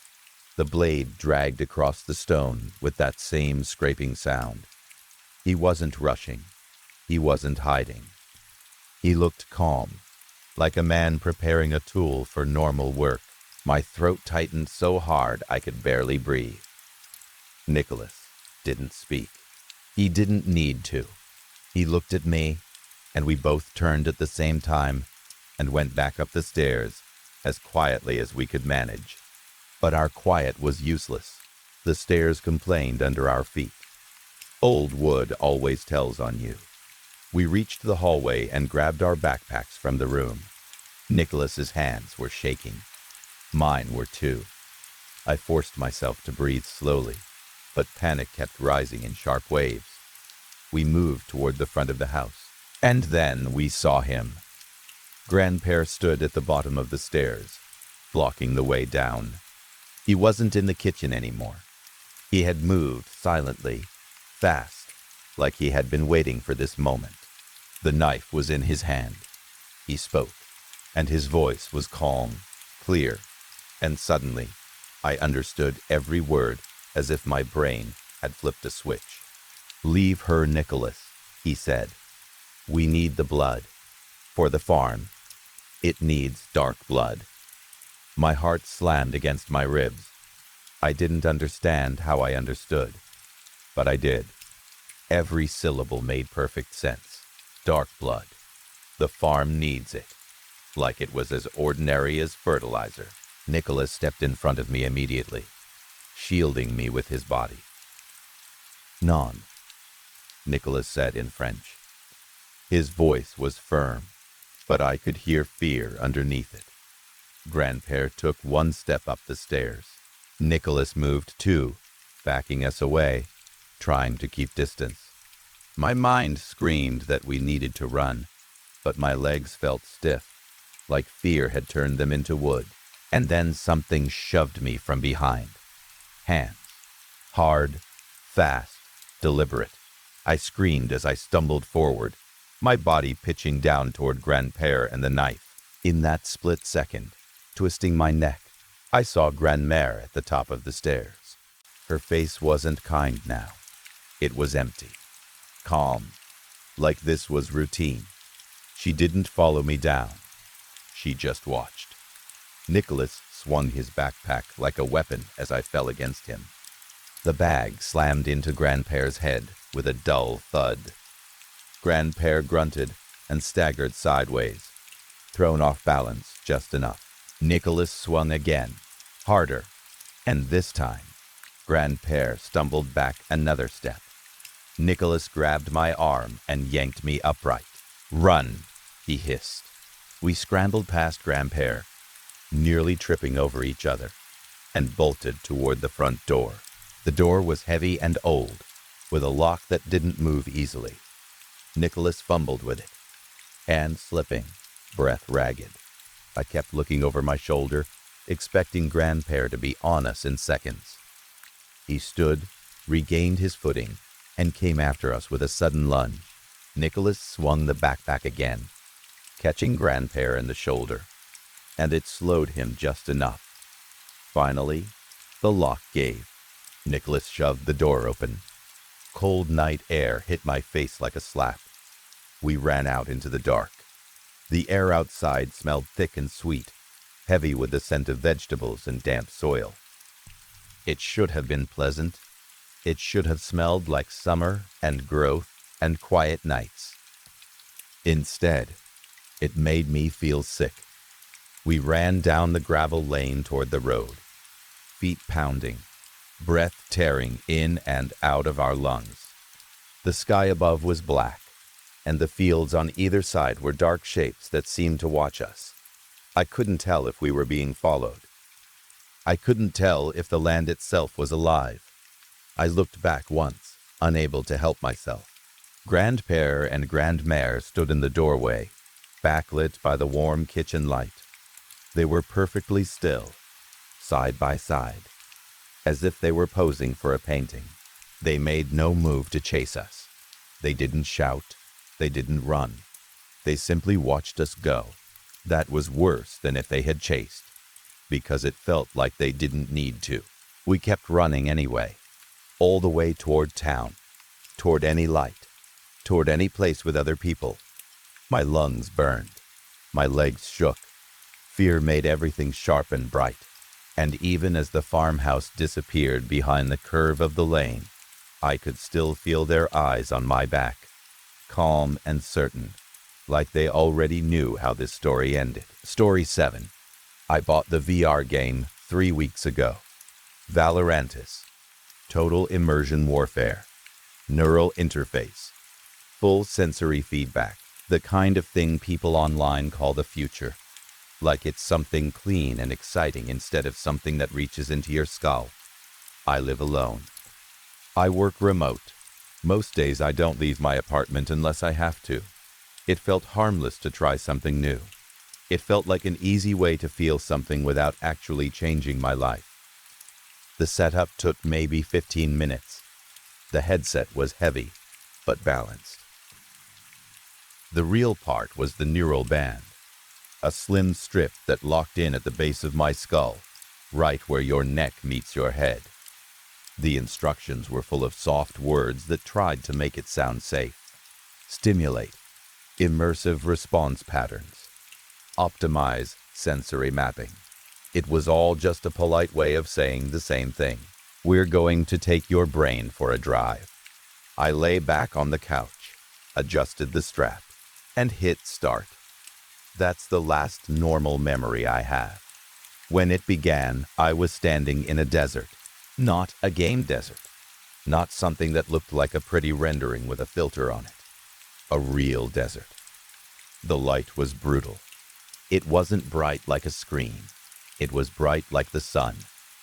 Like the sky itself was attacking my eyes. Heat pressed down on my shoulders. Sweat formed instantly under body armor I didn't remember putting on. Sand got into my mouth the moment I breathed. I looked down and saw a rifle in my hands. Gloves, camouflage sleeves, a vest with pouches. Everything felt like it belonged there, like my body had always been trained to wear it. Someone shoved me hard from behind. "Move, Dale." My heart jumped. My brain tried to catch the moment and hold it still, like I could freeze frame reality and pull up a menu. I tried to say, "My name's not Dale." What came out was, "Copy." And I moved. Gunfire erupted seconds later. It wasn't sound coming through speakers. It was concussive. It hit my chest like someone slammed a door inside my ribs. I dropped instinctively as an explosion went off close enough to rattle my teeth. The shock wave pushed dust into the air. It stung my eyes. The smell was sharp and chemical and hot. A man next to me screamed. I turned and saw blood soaking into the sand, dark and thick. It didn't look like special effects. It didn't look like anything. It looked like blood. He grabbed my vest with a trembling hand and pulled me close like I could hold him together. "Don't let me bleed out." There was panic in his eyes, and the worst part was that I understood him the way you understand someone in real life. Not as a character, not as an NPC, as a person. I remember thinking, this is too much. This is impossible. This isn't how a game should feel. There had to be a way out, a pause, a log out, something, anything. I blinked hard, trying to summon an interface, trying to force the system to show itself. Nothing appeared. Just war. Time doesn't work normally in there. That's the best way I can say it. It doesn't move in a straight line. It stretches. It folds. You can't track it by the way your body feels, because your body feels like it's living it. I remember missions. More than one. Desert operations where the sun cooked the inside of my helmet. Urban night raids where every shadow looked like a threat. Jungle deployments where the air was so wet and heavy it felt like breathing through cloth. I remember lying in mud and feeling insects crawl near my neck. I remember the way humidity turned the inside of my gloves damp and sour. I remember names. Rivas, Ortiz, Kessler. I remember their faces better than some of my own relatives. Rivas was our squad leader. He had a scar under one eye and a steady voice, even when everything around us was chaos. He didn't yell. He didn't panic. He spoke like he could keep the world from falling apart, just by talking calmly enough. He died during an urban sweep. We were moving through a half-collapsed building, stepping over broken concrete and twisted metal. I was behind him. I could see the back of his helmet, the way his shoulders moved as he signaled forward. Then, there was a snap I barely registered. A sniper round punched straight through his visor. He dropped like his bones had been removed. No drama, no slow motion, no warning. I screamed his name. The sound echoed in the stairwell in a way that still wakes me up sometimes, because it didn't sound like a scream in a game. It sounded like a scream from a person who just watched someone die. At first, I tried to leave. I tried more than once. I whispered, "Log out," at night, when we were in tents, when we were in barracks, when we were in whatever rest zones the system gave us. I slapped my face, hard, the way you do when you're trying to wake up from a nightmare. I tried to force my eyes open wide, like my own stubbornness could break the illusion, but the pain was real. The exhaustion was real. Sleep felt like sleep. Hunger felt like hunger. Fear didn't turn off when I told myself it was fake. When Ortiz stepped on an IED in the jungle, I was close enough to feel pieces of him hit my face. That sentence makes me want to stop typing. But it happened. The blast was sudden and violent. Heat punched outward, Dirt and smoke swallowed the air. My ears rang so hard it felt like my skull was vibrating. When the smoke cleared enough to see, there wasn't enough left of him to bury. I didn't throw up. I didn't scream. I just stared. Something in me changed right then, and that's what scares me more than the explosion. I adapted. That's what humans do. When a situation doesn't end, you either adapt or you die inside it. So I learned. I learned to clear rooms properly. I learned to move through tall grass without making sound. I learned to shoot without hesitating. I learned where to stand when artillery hit. I learned how to read the expressions of the people around me and tell who was about to break. And somewhere along the way, I stopped thinking about my apartment. It started to feel like a childhood memory, a place that belonged to someone else, soft around the edges, not urgent, not real. There was a moment that changed everything. We were in a burned-out village, concrete shells of buildings, smoke drifting through broken windows. The ground was littered with trash and broken furniture. The air tasted like soot. Inside one of the ruined rooms, I saw a photo pinned to the wall. It was me, not Dale. Me, standing in my apartment. My couch behind me. My coffee table. Even the scuff mark on the floor near the corner where I always kick my shoes off. I walked closer, frozen, and my hands started shaking. Behind the photo, carved into the wall like someone had used a knife or a piece of metal, were the words, "You can't leave until it's over." I told myself it was part of the game. Psychological design, data scraping, AI-generated personal horror, something clever. But I never gave them access to my apartment. And the angle of the photo wasn't something from social media. It wasn't a picture I'd posted. It looked like it had been taken from inside my living room, from a corner I could point to right now. It felt like years passed in there. I don't mean that as a dramatic line. I mean my body started to carry time. My knee began hurting after shrapnel tore into it during one mission, and it never healed right. The pain stayed, not constant, but always present enough to remind me I wasn't fresh anymore. My hands started to look older in a way that didn't match reality. My mind felt worn down, like fatigue had been baked into my bones. People came and died and were replaced. I got promoted.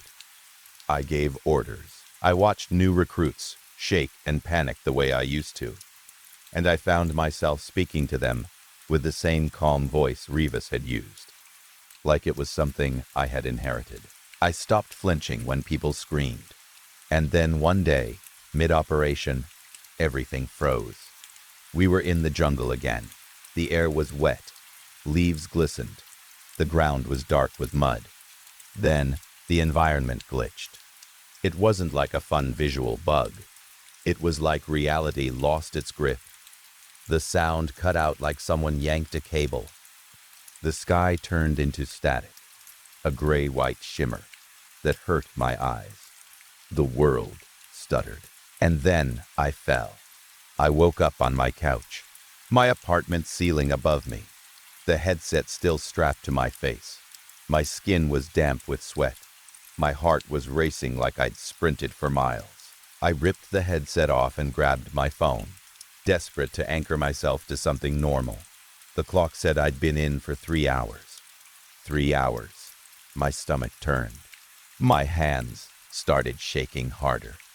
I walked to the bathroom mirror and stared at myself like I was checking if I was still human. Physically, I looked the same, but my eyes were wrong. There was distance in them, like my brain was still scanning corners for threats, like part of me was still waiting for gunfire, like I'd seen something I wasn't supposed to survive. I thought the worst part was over. I was wrong. The first night, I woke up on the floor holding a pillow like a rifle, my arms tight around it, my body positioned like I was taking cover. The next day, a car backfired outside, and I dropped behind my desk before I could stop myself.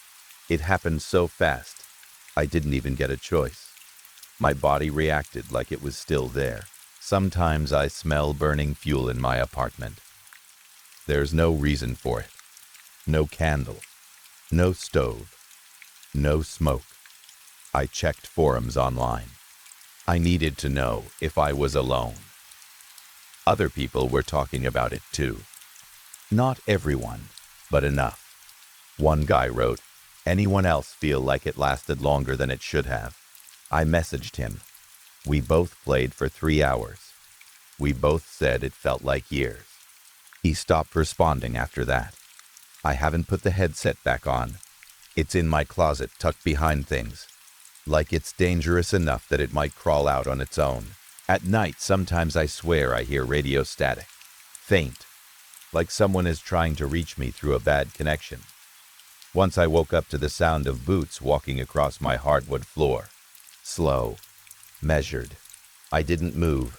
I just lay there holding my breath, waiting for someone to whisper, "Clear." The worst part happened 4 days ago. The power went out in my building. Everything went dark at once. The hum of the fridge stopped. The little lights on electronics died.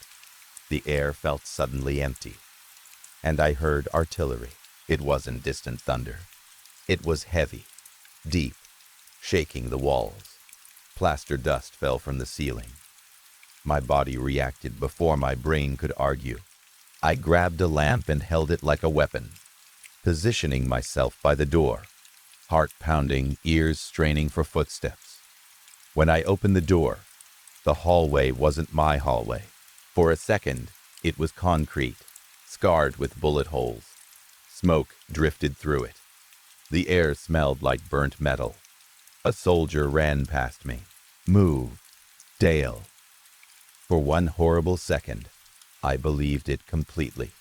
I stepped forward, ready to follow orders, like I'd done 100 times.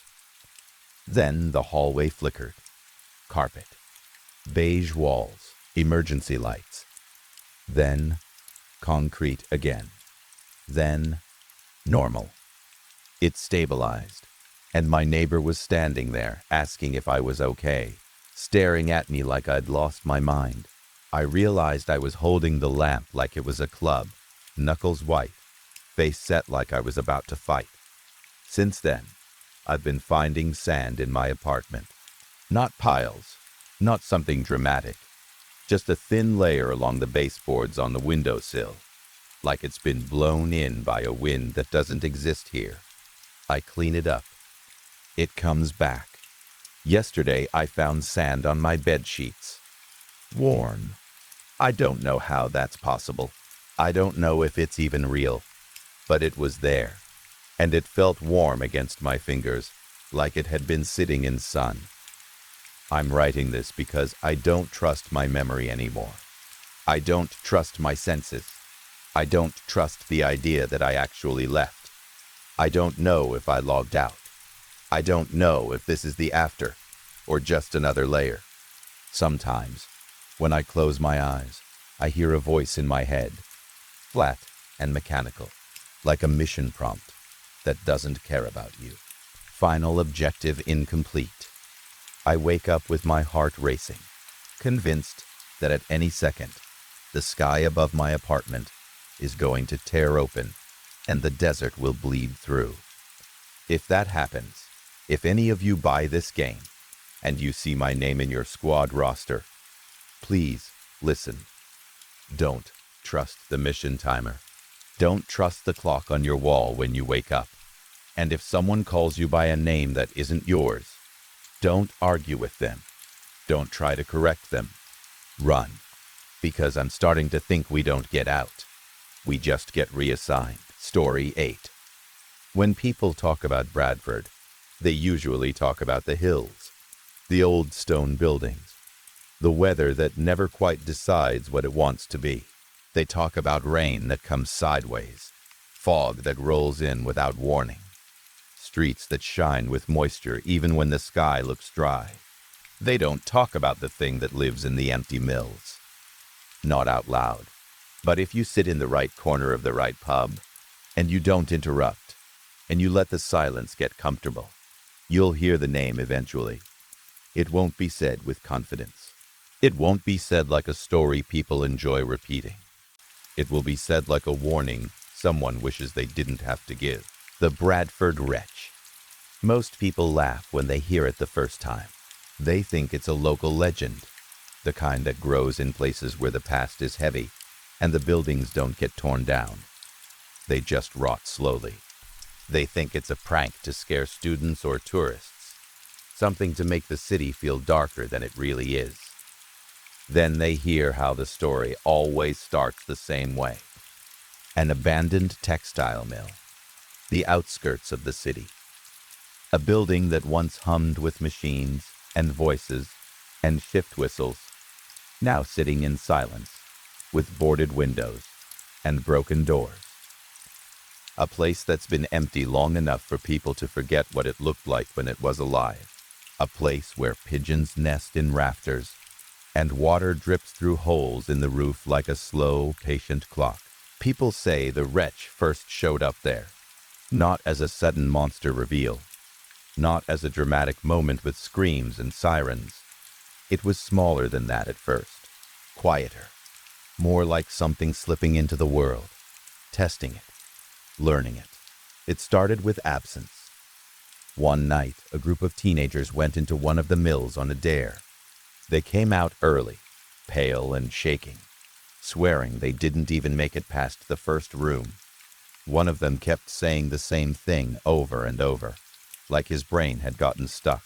It went quiet. It went too quiet. That was the first detail people started repeating. The silence. Not normal silence. Not the kind you get when a place is empty. This silence felt thick. It felt like sound was being taken away, like the air itself was swallowing noise before it could reach your ears. After that, people began noticing the pattern. A dog that wouldn't go near certain streets at night. A cat that came home with its fur soaked and its eyes wide, like it had run through something it didn't understand. A delivery driver who refused to take late shifts after seeing movement in the fog near the mills.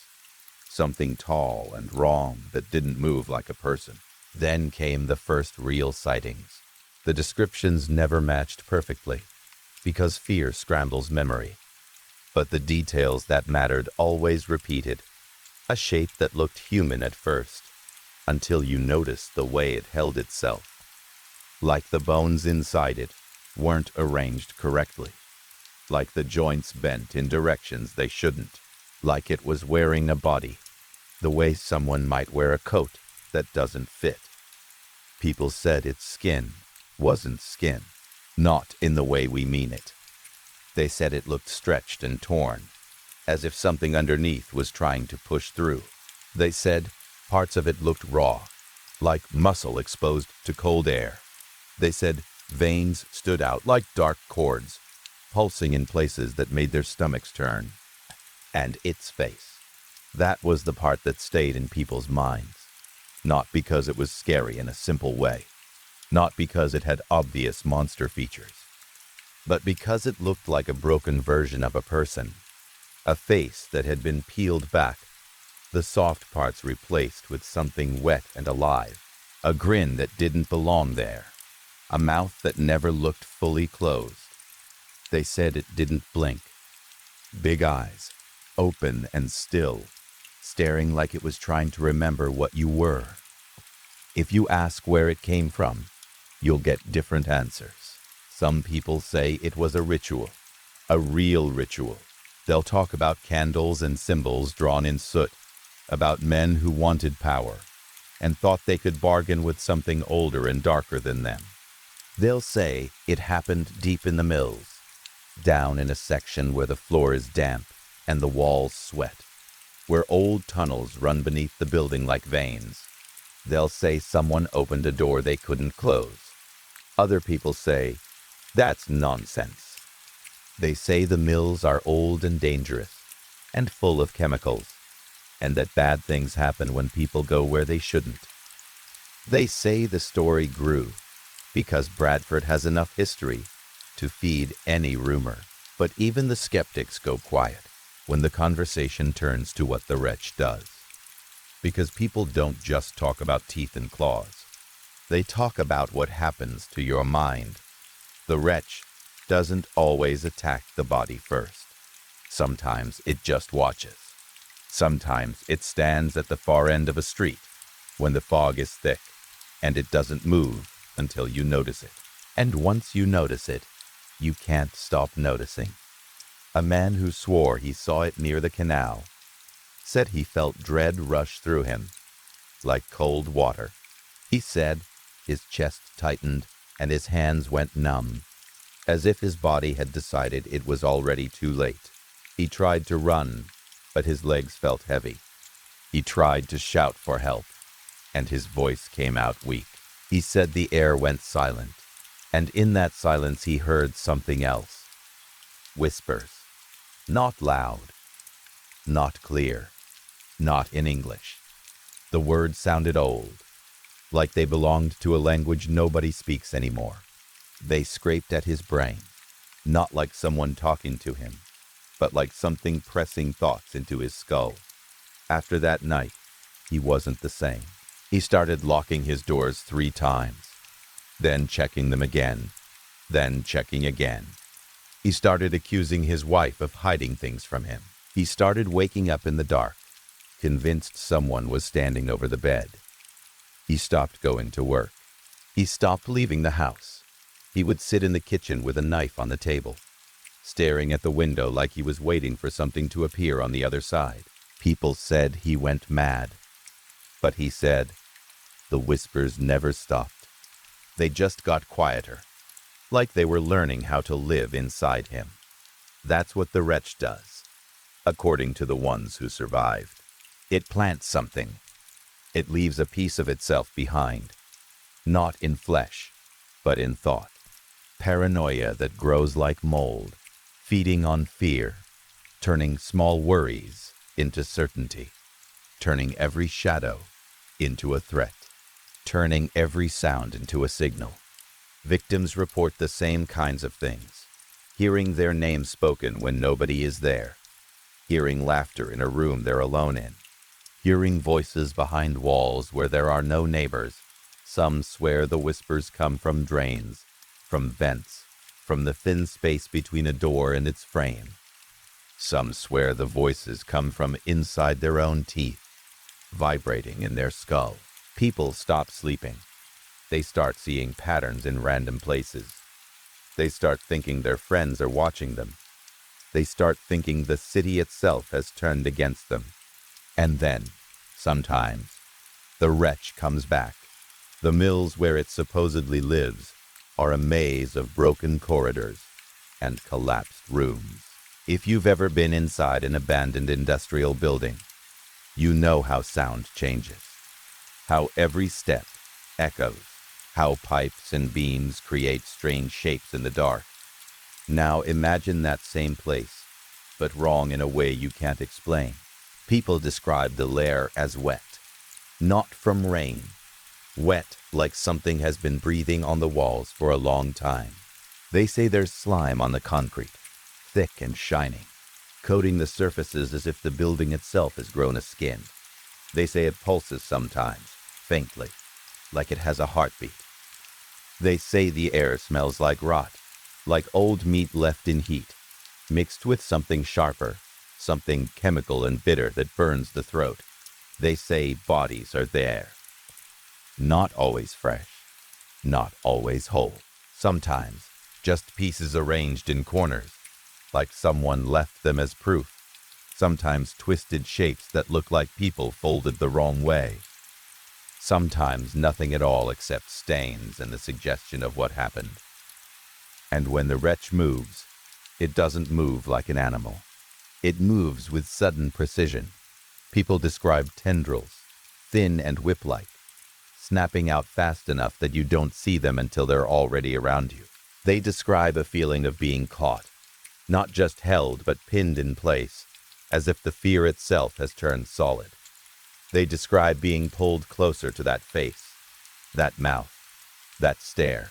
And then the worst part isn't the bite. It's the moment you realize it's studying you, like it's learning what you are, like it's deciding what part of you to keep. Bradford is not a rich city. The police don't have endless resources. Even if they did, what do you do with a story like this? People call in strange noises. People report movement in the fog. People come in shaking and swearing they saw something in an abandoned mill. Officers go, shine flashlights into darkness, find nothing but broken glass and graffiti and rats. Then they go back to their cars and try to laugh it off. And the city keeps living, because that's what cities do. But it changes. It changes in small ways at first. People stop walking alone at night.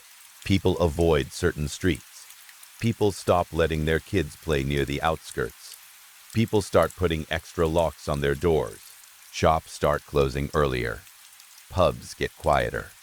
Conversations get shorter. The fog becomes something people hate instead of something they joke about. You can feel it in the way people glance over their shoulder without meaning to. You can feel it in the way they pause when a noise happens behind them. You can feel it in the way they avoid looking at the mills when they pass them. As if not looking is a kind of protection. Weeks turn into months. And the story grows, because fear grows when it doesn't have a clean ending.